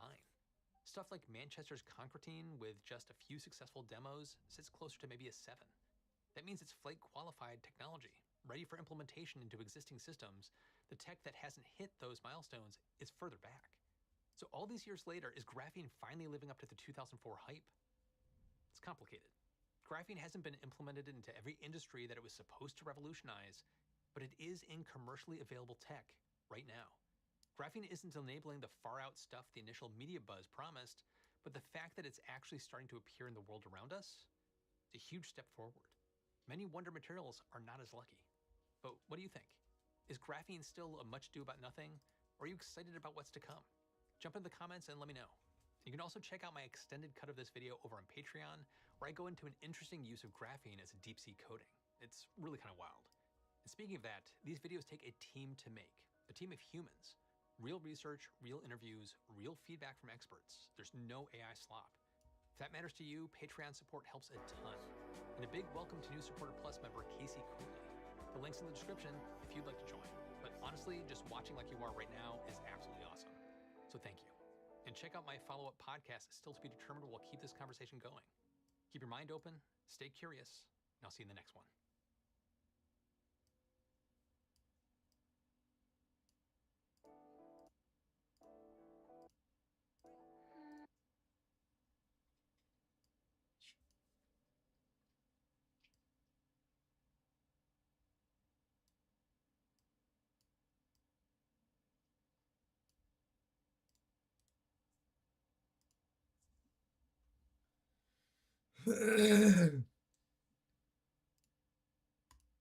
Trader Joe's has built a $13 billion empire by putting its name on almost everything it sells.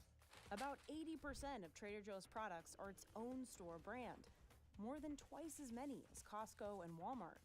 50 years ago, people looked at store brands as the thing you bought when you didn't have any money. Trader Joe's made them cool.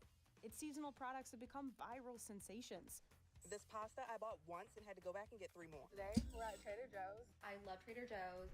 I have never heard anyone recommend a store brand of any product except for Trader Joe's. But there's one thing the grocery chain has always kept top secret: who makes its products. Because the company's private, it doesn't have to tell us who its suppliers are. Except there's one loophole. When a product is recalled, suppliers become public. And that's happened at Trader Joe's a lot lately. Crackers recalled for possible metal pieces. Chicken salad and applesauce for potential glass shards. We dug through dozens of FDA recalls of Trader Joe's products to piece together who makes its cult classics. So how did Trader Joe's make its own name its superpower? And what's hiding behind its famous private label?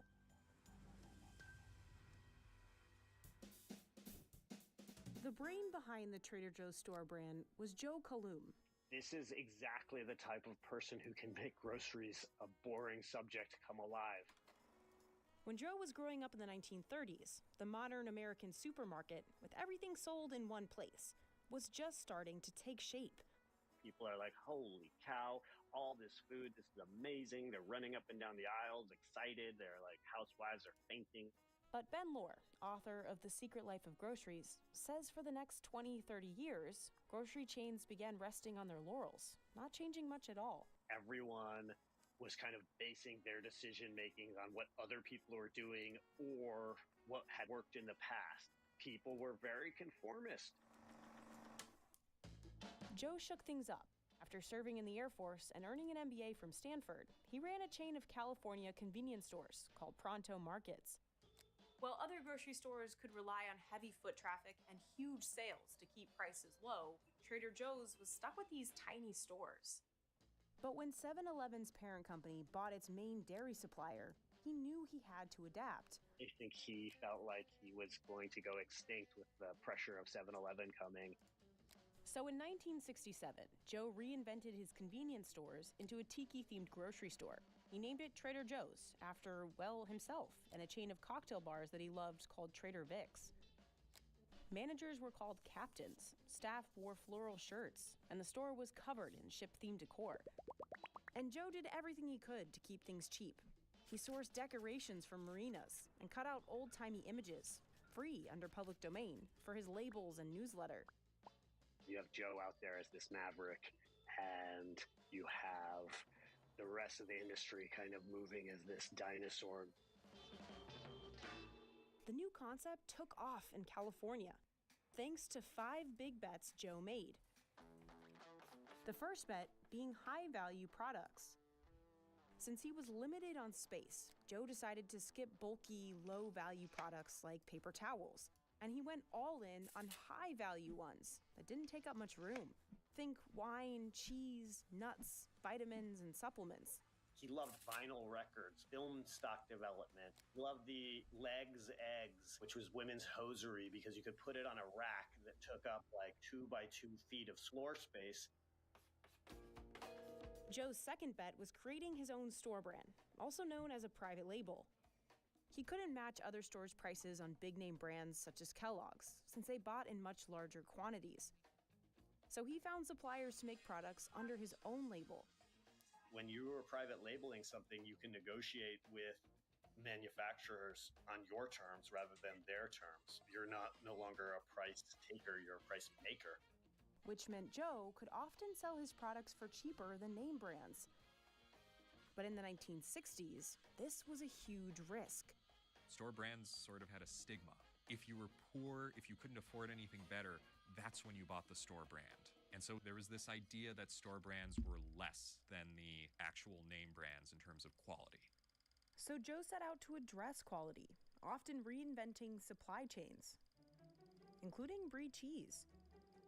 Brie did exist in the US, but it was aged in Europe and then shipped abroad, so it sometimes got moldy on the trip over. Joe got European cheesemakers to cut the aging process short, so these wheels would finish maturing on the boat ride over. That way, the cheese arrived in the US fresher. Soon, Trader Joe's was the largest Brie importer in the United States. Peanut butter was another example. In the 1970s, a handful of big companies tightly controlled the peanut butter market, so it was really hard for small shops like Joe's to negotiate a low price on it. Instead of trying to beat the price, they just slide horizontally into almond butter. He helped create an entire grocery category for it. Joe also reimagined canned corn. In the early 20th century, Americans viewed it as a cheap and bland pantry staple. But Joe found a family farm in Idaho that grew the sweetest corn he'd ever tasted, so he started stocking it in his stores, and it became a hit. The store has kept the packaging the same and has hardly raised the price in the last 40 years. One, it's like small, shelf-stable, can be sold as a premium. Two, the product itself lived up to the hype. He was talking about canned corn the way people would talk about wine. Speaking of wine, Joe figured out how to sell high-quality bottles for less than his competitors. In the 1960s, California had laws that let winemakers set a minimum price for their branded bottles. It kept stores from undercutting each other. Joe realized he could dodge the rules by sourcing straight from European winemakers and getting them to set a low price for him. Then he could pass those savings on to customers. What he was a genius at was being able to differentiate his mass-produced products from other mass-produced products. It's not like, oh, I'm shopping here because I'm poor or I can't afford anything better. If anything, it's the opposite. It's like, let me go see what's new at Trader Joe's. Let me go find the passion orange guava wine. Joe's third bet was limiting the selection. The stores carry about 4,000 products instead of the 30,000 or so in a regular supermarket. For example, at this Trader Joe's in Queens, New York, I counted 9 olive oils. But at this Stop & Shop just up the road, 76 olive oils? And for tomato sauce, a mere 95 options for just tomato sauce. Compared to 13 at Trader Joe's. Joe removed what psychologist Barry Schwartz dubbed the paradox of choice. That's that paralyzing feeling you get when you're staring at too many options. So overwhelming. And so you feel paralyzed, uncertain, regretful, and inadequate because you have failed in what really isn't such a difficult mission. Barry says with fewer options, you're more likely to be satisfied with your choice. I think huge selections just raise everybody's expectations. If you go in expecting perfection, you are always going to be disappointed. Carrying less stuff made it easier and cheaper for Trader Joe's to manage inventory, and it also pushed the grocer to its most notable success, new and seasonal products. Now that it's finally fall, I got these pumpkin biscotti, look pretty good, and these pumpkin-flavored Jojos, which are similar to Oreos. The grocer releases nearly 500 seasonal items a year, dozens of which are brand new, and they've created a lot of buzz online. But because the store doesn't have space to hold on to products that aren't performing well, it constantly rotates out unpopular items, often devastating the fans of these discontinued products. Trader Joe's does a nice job of just tapping into that scarcity mindset. And it creates that urgency of, oh, I need to visit the store so I can get the latest fall items before they're gone off shelf. What Trader Joe's did is they sort of made it feel curated. Like shopping at a boutique versus a massive department store. But the perfect mix of products wouldn't have mattered if Joe didn't understand his shoppers. He does start making these very deliberate decisions of like, how am I going to identify a specific Trader Joe's customer and who is that? Joe chose as his target a college-educated Californian who didn't have a ton of money to spend.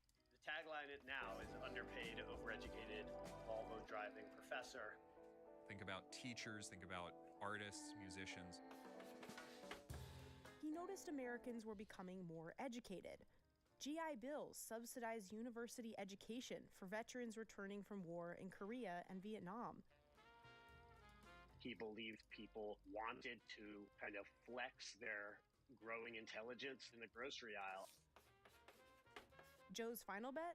That Americans would grow more curious as global travel became more accessible.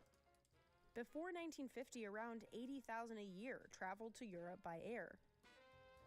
But by 1970, thanks to innovations like the Boeing 747, international travel was the cheapest and fastest it had ever been.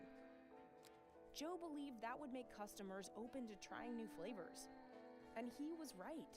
In 1970, the number of Americans visiting Western Europe alone shot up to 2.8 million. He understood exactly who a Trader Joe's customer was, and he built it in their image. And he did it in the era before big data, AI, before you could just like mine all of these consumer preferences. Joe did it by driving around Southern California in his car and making note of the neighborhood. How many cars are in the driveway? What kind of kids' toys are outside? What does this tell me about the preferences of the people? He didn't get much wrong because Trader Joe's was wildly successful. By the late 1970s, Joe operated 20 locations across California. And all this caught the eye of Aldi. The German grocery chain had a similar model, leaning heavily on private label. But the two brothers who owned Aldi disagreed about whether to sell tobacco products. So they split up the company into Aldi Nord and Aldi Sud. Sud would expand Aldi into the US and become one of the country's fastest growing grocery stores. Aldi Nord would go on to buy Trader Joe's in 1979. Joe stayed on as CEO for another 9 years. And after he stepped down in 1988, the new leadership began expanding Trader Joe's beyond Southern California. Aldi's kept some of Joe's vision alive. There's still no advertising, no coupons, and no online shopping. The store still leans heavily on hand-drawn, quirky, old-timey designs for its packaging. If you walk around a Trader Joe's, a lot of it's eye-catching, but it's not necessarily uniform. In fact, different products have radically different typefaces, different colors, different design elements. The feeling of informality, just coming to the general store to buy stuff from your next door neighbor up the road, it really seems to work. Compare that to Walmart's Great Value brand, which marks its products with a minimalist white and blue design. Trader Joe's funky designs and exciting variety has resonated with the young, overeducated, underpaid audience of today. The chain's limited edition products have gone viral on TikTok. So moist and fluffy with a warm pumpkin spice flavor. The internet went nuts when TJ's released limited edition mini totes for $2.99. A set of 8 were listed for $1 million on eBay. Gen Z shoppers favor private labels more than any other age group. In a recent study, 27% cited unique products as a top factor in choosing where they buy groceries. Trader Joe's has even become a popular date night spot for them. There's just so much power in the private label. It's literally their secret sauce as to why people like them. While Trader Joe's has held strong to private label, it has strayed from other aspects of Joe's vision. It added some bulky, low-value products Joe would have never touched. You'll find unflavored seltzer there. Joe would clearly say, I don't want even as a private label because there's no way I can compete on price on this. And it's expanded to over 600 locations across the U.S. They did not do so under Joe Kalum. The supply chains he had built for a few stores in California weren't designed for nationwide expansion. A frozen pizza distributor that he just felt was making the best frozen pizzas in Southern California. They just couldn't replicate that in a national level. So they had to drop this as a supplier. As Trader Joe's grew, maintaining that same level of quality across a national supply chain got harder. In recent years, the chains dealt with high-profile recalls. Several prepared foods sold at Walmart, Kroger, and Trader Joe's are linked to a listeria outbreak. Okay, meantime here, check your freezer because there are 2 Trader Joe's chicken products that have been recalled. We have an important consumer alert tonight about another recall of Trader Joe's product, the 6th such recall since July. Trader Joe's has had to recall products nearly 100 times since 2016, and 2025 had the most of any year in the last decade. Recalls are common in the grocery industry. But because Trader Joe's carries so few products, and they're mostly private label, recalls erode consumer trust in the chain. It sticks in the consumer's mind. Trader Joe's is presenting this halo of niche products. You're not expecting lots of recalls. Snickerdoodle cookies, breakfast burritos, chicken sausage, acai bowls, and soup dumplings were all recalled for possibly having plastic debris. There were potential glass fragments in chicken salad and applesauce, and metal in these multigrain crackers.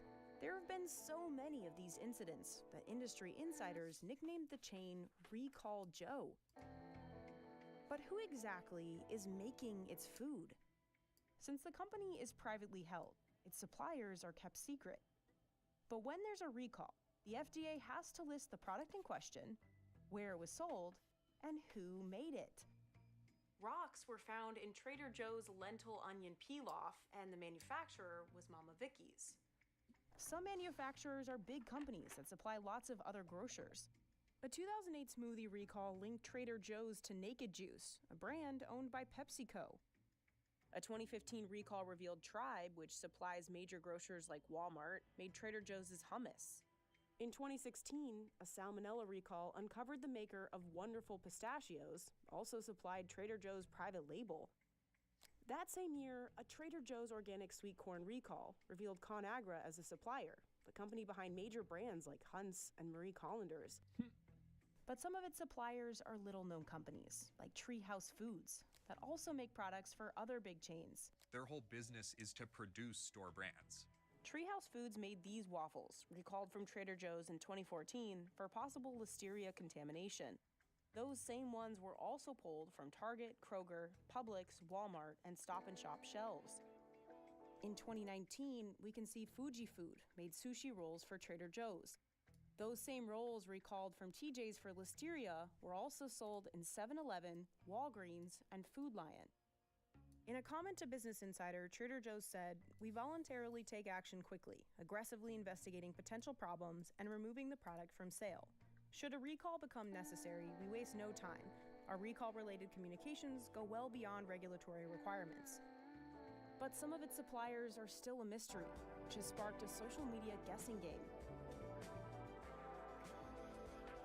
Sartori is a big one. That's just like the most obvious to me. Madeline Varela is a TikTok-famous professional cheesemonger with more than 250,000 followers. She thinks this Trader Joe's wine-soaked Toscano is just a younger version of Sartori's Bellavitano, a product carried by Walmart, Sprouts, and Whole Foods. Just the taste and aroma of it. The texture is a bit creamier, but it definitely has that same like mouthfeel to it. On top of the cheese itself being very similar to Bellavitano, the flavors are also the exact same of what they carry in their line. Like this black pepper Toscano. I'm pretty sure they're the exact same thing, but I can't say for sure. This is just like my educated guess. Others online have noticed similar ingredients lists between Trader Joe's pita chips and these Stacy's ones. Same with Snack Factory's pretzel crisps and these pretzel slims. Of course, we don't know for sure. All we can do is look at ingredients lists of things like these Jozos and see how they compare to something like a General Mills Cheerios. Or you can look at the shape of the product themselves, like these animal crackers from Stouffer's and these ones from Trader Joe's. They have very similar backings to them, but not quite exact. But I could see why people look at these very similar animal cracker bodies and think that they could be similar manufacturers.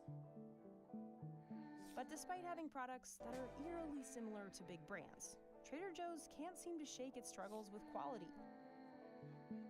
I've noticed quality control issues at Trader Joe's in terms of cheese. They don't have a monger. Unlike other competitors such as Whole Foods and Kroger, they're not having anyone that has specialized training on when it's getting too ripe, what does moisture damage look like. So I will say you're getting what you pay for 100%. On top of recalls and quality issues, Trader Joe's has also faced allegations that it copied product ideas from small businesses.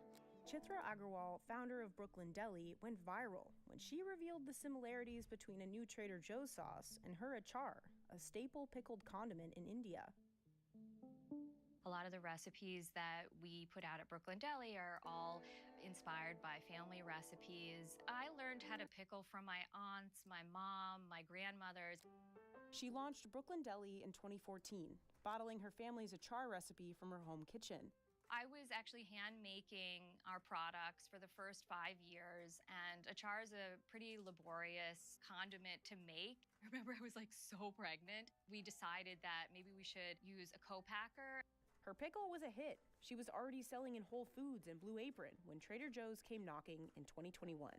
We got an email from a buyer at Trader Joe's, and they had told us that some of our products looked interesting to them. They were intending to white label it. That means buying Brooklyn Deli's product and selling it under the Trader Joe's label. I was excited because I shopped at Trader Joe's and I felt like it could be a really big opportunity and a way for achar to reach more customers. I sent them samples and then they asked for pricing and they were saying that they liked the flavors. And then all of a sudden, we didn't hear from them.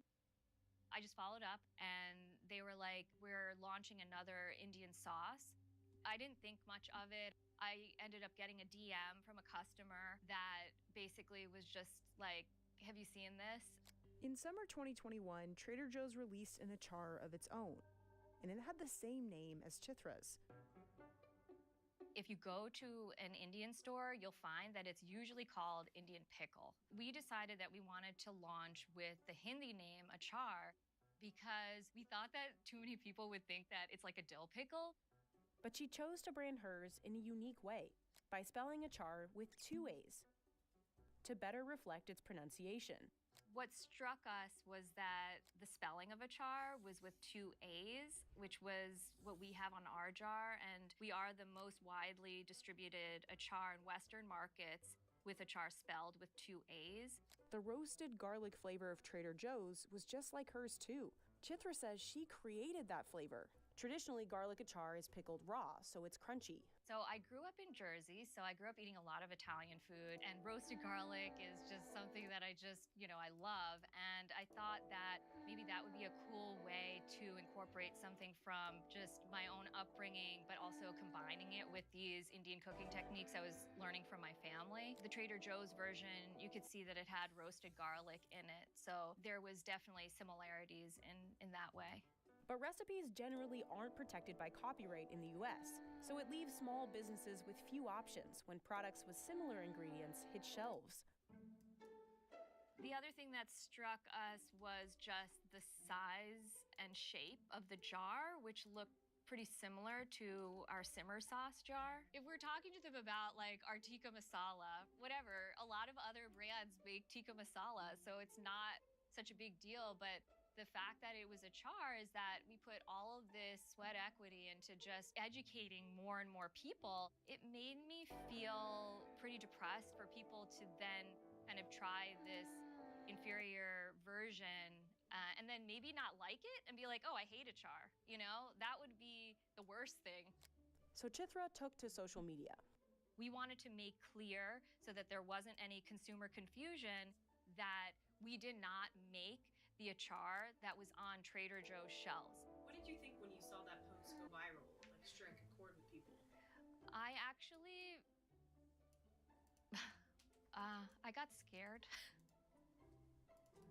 I just like all of a sudden like started to just like I was like thinking back to that time where I like looked at my phone and I was like, oh my God, like what have I done?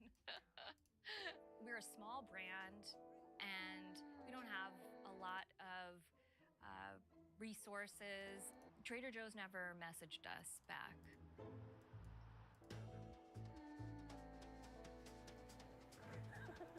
Aurea Abram, founder of Aurea's Malaysian Kitchen, had a similar experience with her sambal, a chili-based sauce popular in her home country. The word sambal is a Malay word. It means processed chili peppers. And every household in Malaysia has its own version. That's my mom's recipe. It's literally my mom's recipe put in a jar. In 2012, it was a really cold winter, and I was kind of miserable and whining at my mom on the phone. And she, in her motherly instinct, said, why don't you make a jar of that sambal that I make for you guys? And it was a 12-ounce peanut butter jar. It was, I filled it, and I was so proud of myself. And it tasted really good. And I thought, oh, this is going to last me like a month, But my husband discovered it in the fridge, and it was gone in 5 days. And I was kind of furious. But then I realized I was going to have to make more sambal, a lot more sambal. And that's how I became the sambal lady. She makes her signature sambal with fermented shrimp paste, chilies, and lime leaves. Lemongrass is more commonly used in a chili condiment than lime leaves. Lime leaves are usually used as a finishing ingredient in stews and curries and whatever. I'm the first person to put lime leaves in a jar. It's the most beautiful ambrosial flavor that you don't get from anything else. It caught the eye of a product innovator at Trader Joe's in 2019.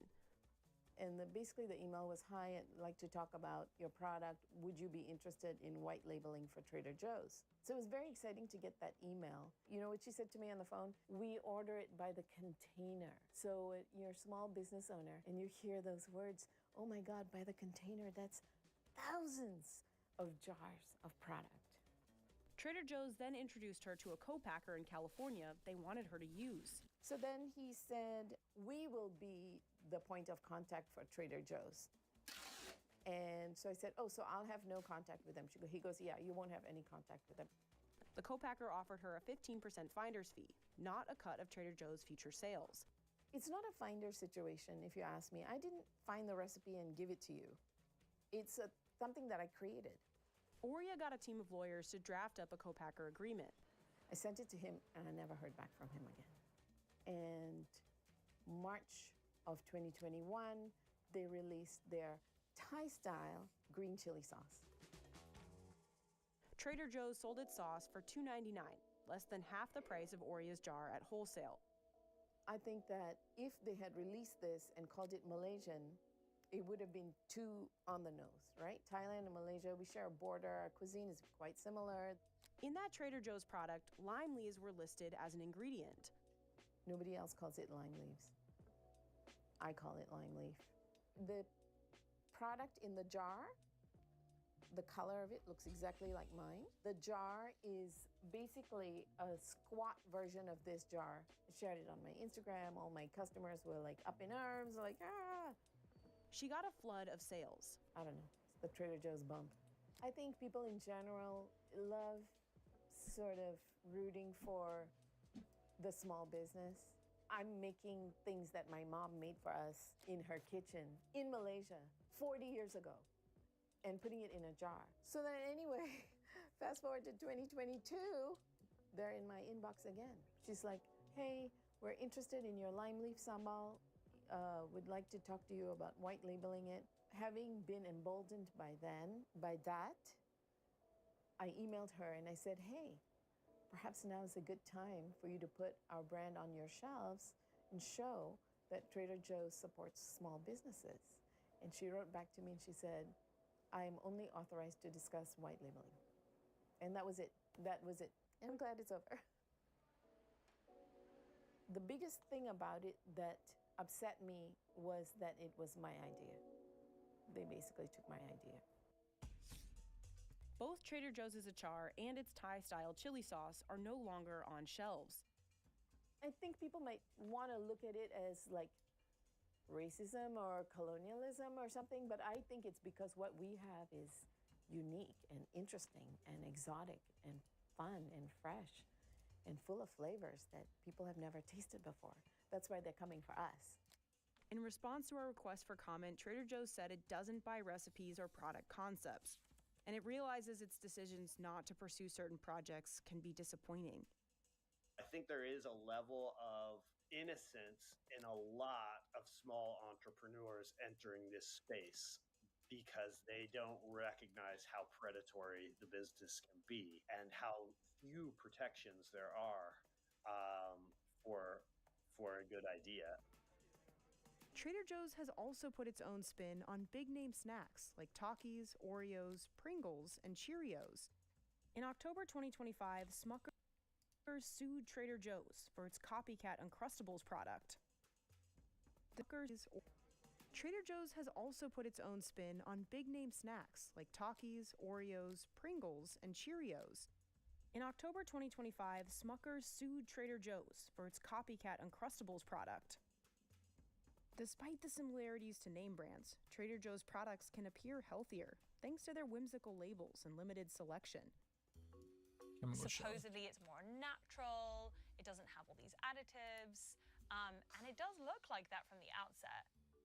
The company says it doesn't allow MSG, artificial dyes like Red 40, or high fructose corn syrup in its private label foods. But as a health journalist, I'm always skeptical of what we call a health halo. I had health editor Mia DeGraff judge a head-to-head competition on nutrition between about a dozen pairs of Trader Joe's and name brand products. We have Stacy's and Trader Joe's pita chips. Total fat, 5 grams of fat in the Stacy's, 3 grams of fat in the Trader Joe's. So Stacy's does have a few more ingredients, such as ascorbic acid and riboflavin. So Trader Joe's, ever so slightly healthier and way cheaper. This is definitely the one to go for. Trader Joe's giant bag and pirate booty. Almost the same calories, 10 fewer calories in the Trader Joe's, same saturated fat, same total fat. We have quite a bit more sodium in the Trader Joe's. If you were just trying to quickly ascertain which one is going to be healthier for you, I would say it's going to be the pirate booty because it has less sodium. We have Biscoff and speculoos cookie butter. The same serving size, same calories. Total fat is exactly the same. They have exactly the same added sugars. And then sodium, 10 milligrams less in the Trader Joe's. That's pretty nice. Health-wise, the Trader Joe's slightly edges it. We have Trader Joe's uncured pepperoni and DiGiorno thin crust. Sodium, 800 milligrams of sodium in the DiGiorno's pizza and 640 milligrams of sodium in the Trader Joe's. In the Trader Joe's label, you've got things like paprika extract, you've got beetroot powder for color. Pretty much everything on here looks like a vegetable. That is different on the DiGiorno's, where you've got, you know, dextrose, riboflavin as a preservative. This is an easy winner. The Trader Joe's wins. We have Joe's O's and Honey Nut Cheerios. Honey Nut Cheerios. Credit, it's a really simple front. On the other hand, the Cheerios, this big banner that says, can help lower cholesterol as part of a heart healthy diet. Pito can help you with low fucking cholesterol. Come on, we're not going out. You always want to go out for no reason, bro. There's no. Shit to say. In the Cheerios, knowing that the plain version of Cheerios has the same amount of added sugars as the plain Joe's O's, we're looking at a tie. So now the pièce de résistance, we're gonna look at ice cream. Häagen-Dazs. This is a serving size of ice cream. 2/3 of a cup. Not in my household. Added sugars, we have, 18 grams of added sugar in the Haagen-Dazs per serving and 24 grams of added sugars in each serving of the Trader Joe's. That is pretty much your entire daily limit of sugar if you're a woman. Looking at the ingredients list, I'll roll them around this way. We have a winner, and the winner is Haagen-Dazs. The Haagen-Dazs ingredients list is so simple. It's cream, skim milk, cane sugar, egg yolks, vanilla extract. That is it. Trader Joe's, on the other hand, cream, milk, cane sugar, sugared egg yolks, natural vanilla flavor, and then a stabilizer blend. Trader Joe's sandwich cookies, pretzel slims, and cod fillets beat out the pasó, name mamá? brands thanks to healthier ingredients like unbleached flour and canola oil. While Kikkoman's teriyaki sauce and Saffron Road's tikka masala take home the win for the name brand with half the amount of sugar and saturated fat. So, final thoughts on this head-to-head contest. Trader Joe's just about edged it on nutrition, and I wouldn't say that it is much, much, much healthier. At the end of the day, they're all ultra-processed. So, yeah, it's a land of ultra-processed food. If you're a consumer, you're like, oh, I can get my cheeky dinner and it can be healthy. Well, thank God this corporate entity has figured out this impossible riddle for me. Like, I will just check my critical thinking and nuke it in the microwave. I don't think it was ever healthier. I don't think that Joe Kalum ever viewed this as more than a business and a marketing decision. But this tension between image and reality hasn't seemed to slow Trader Joe's down. It's paved the way for a private label renaissance.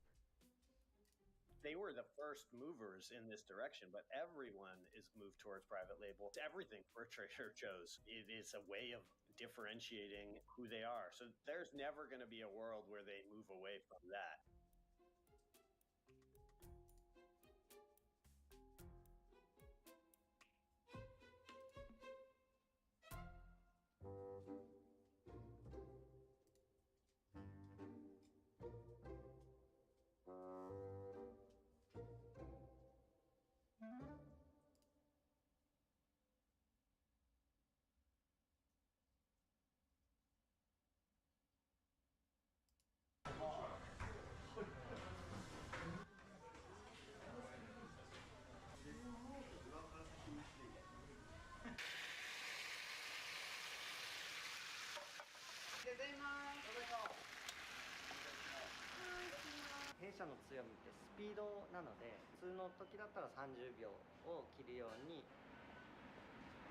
No fucking way.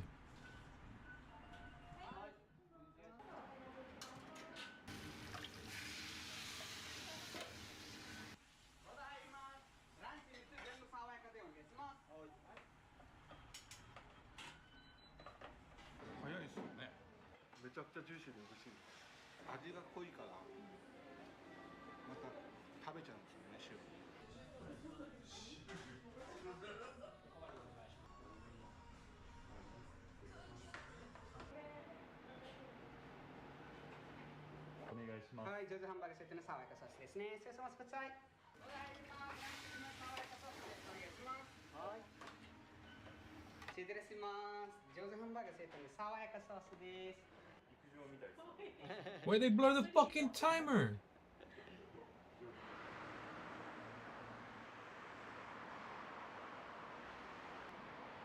Mr. George?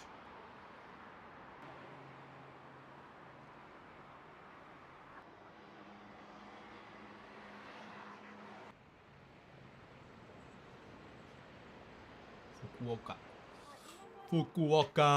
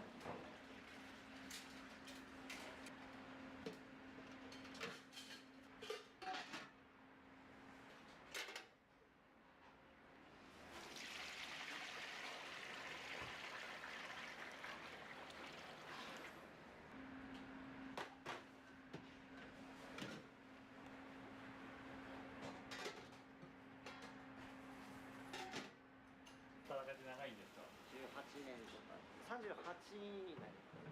大学卒業して社員になってるので。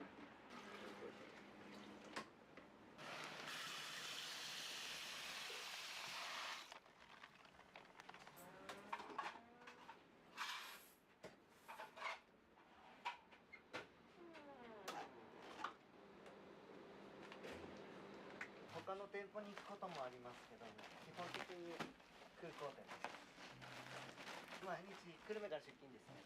今から始めます。お肉はいつも非常にマシ。どれくらい量使われるんですか10キロ近くあるんですけど、これで90個ぐらいできる。では2回分します。ここ切るだけです。はい。この中。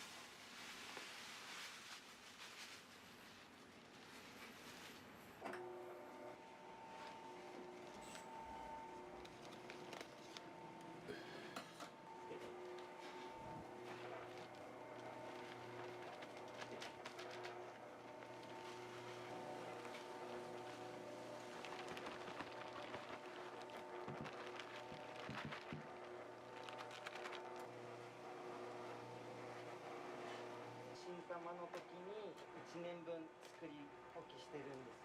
玉ねぎが一番美味しい時期です。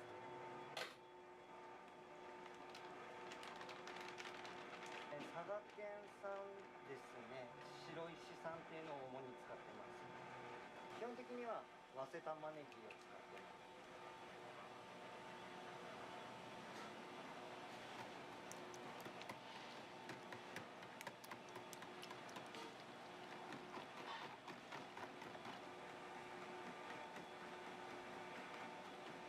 創業が1981年、今年で47年目を迎えております。社長が私の父ということで、私取締りいただいて。Well, that's why you still work there, because your dad is a fucking owner.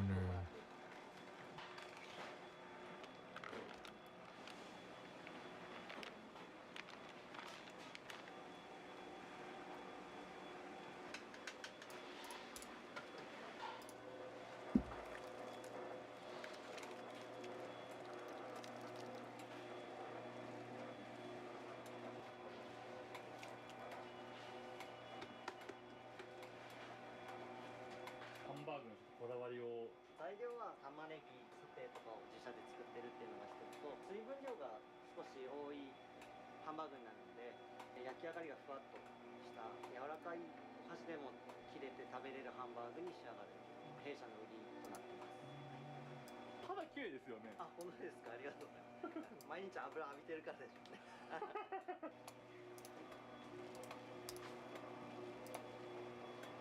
すごい提供が早いっていうふうに聞いたんですけど。そうですね。これは社長の昔からの考えで、お客様を待たせないように提供したいということがありますので、それをずっと継いで早く提供する手法を日々研鑽しながら続けてます。ご結婚とかされたりするんですか？あ、結婚してます。3児のパパです。ご自宅ではハンバーグとか作るんですか？いえ、作らないです。自宅では私はもう一切料理しないです。九州男児ですね。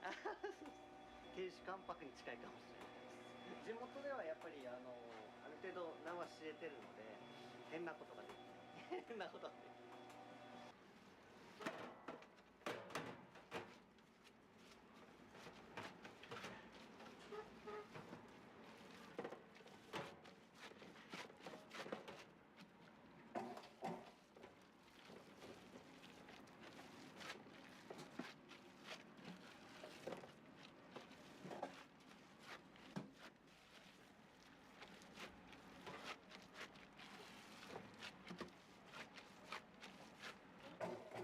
それが大体90個分の。そうですね。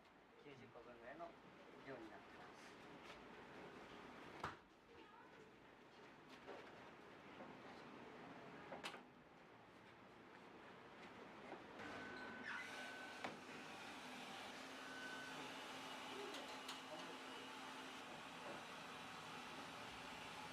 基本的にパートさんとかが測ってくれて叩いて、その間に私がこう焼いたりとかして。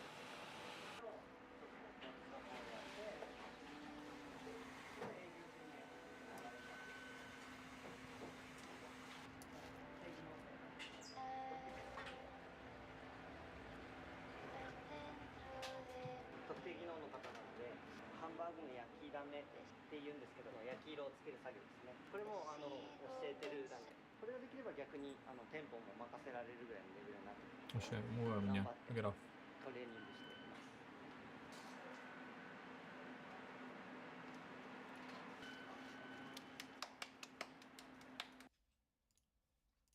I'll be back later. Maybe. Ah! Sí.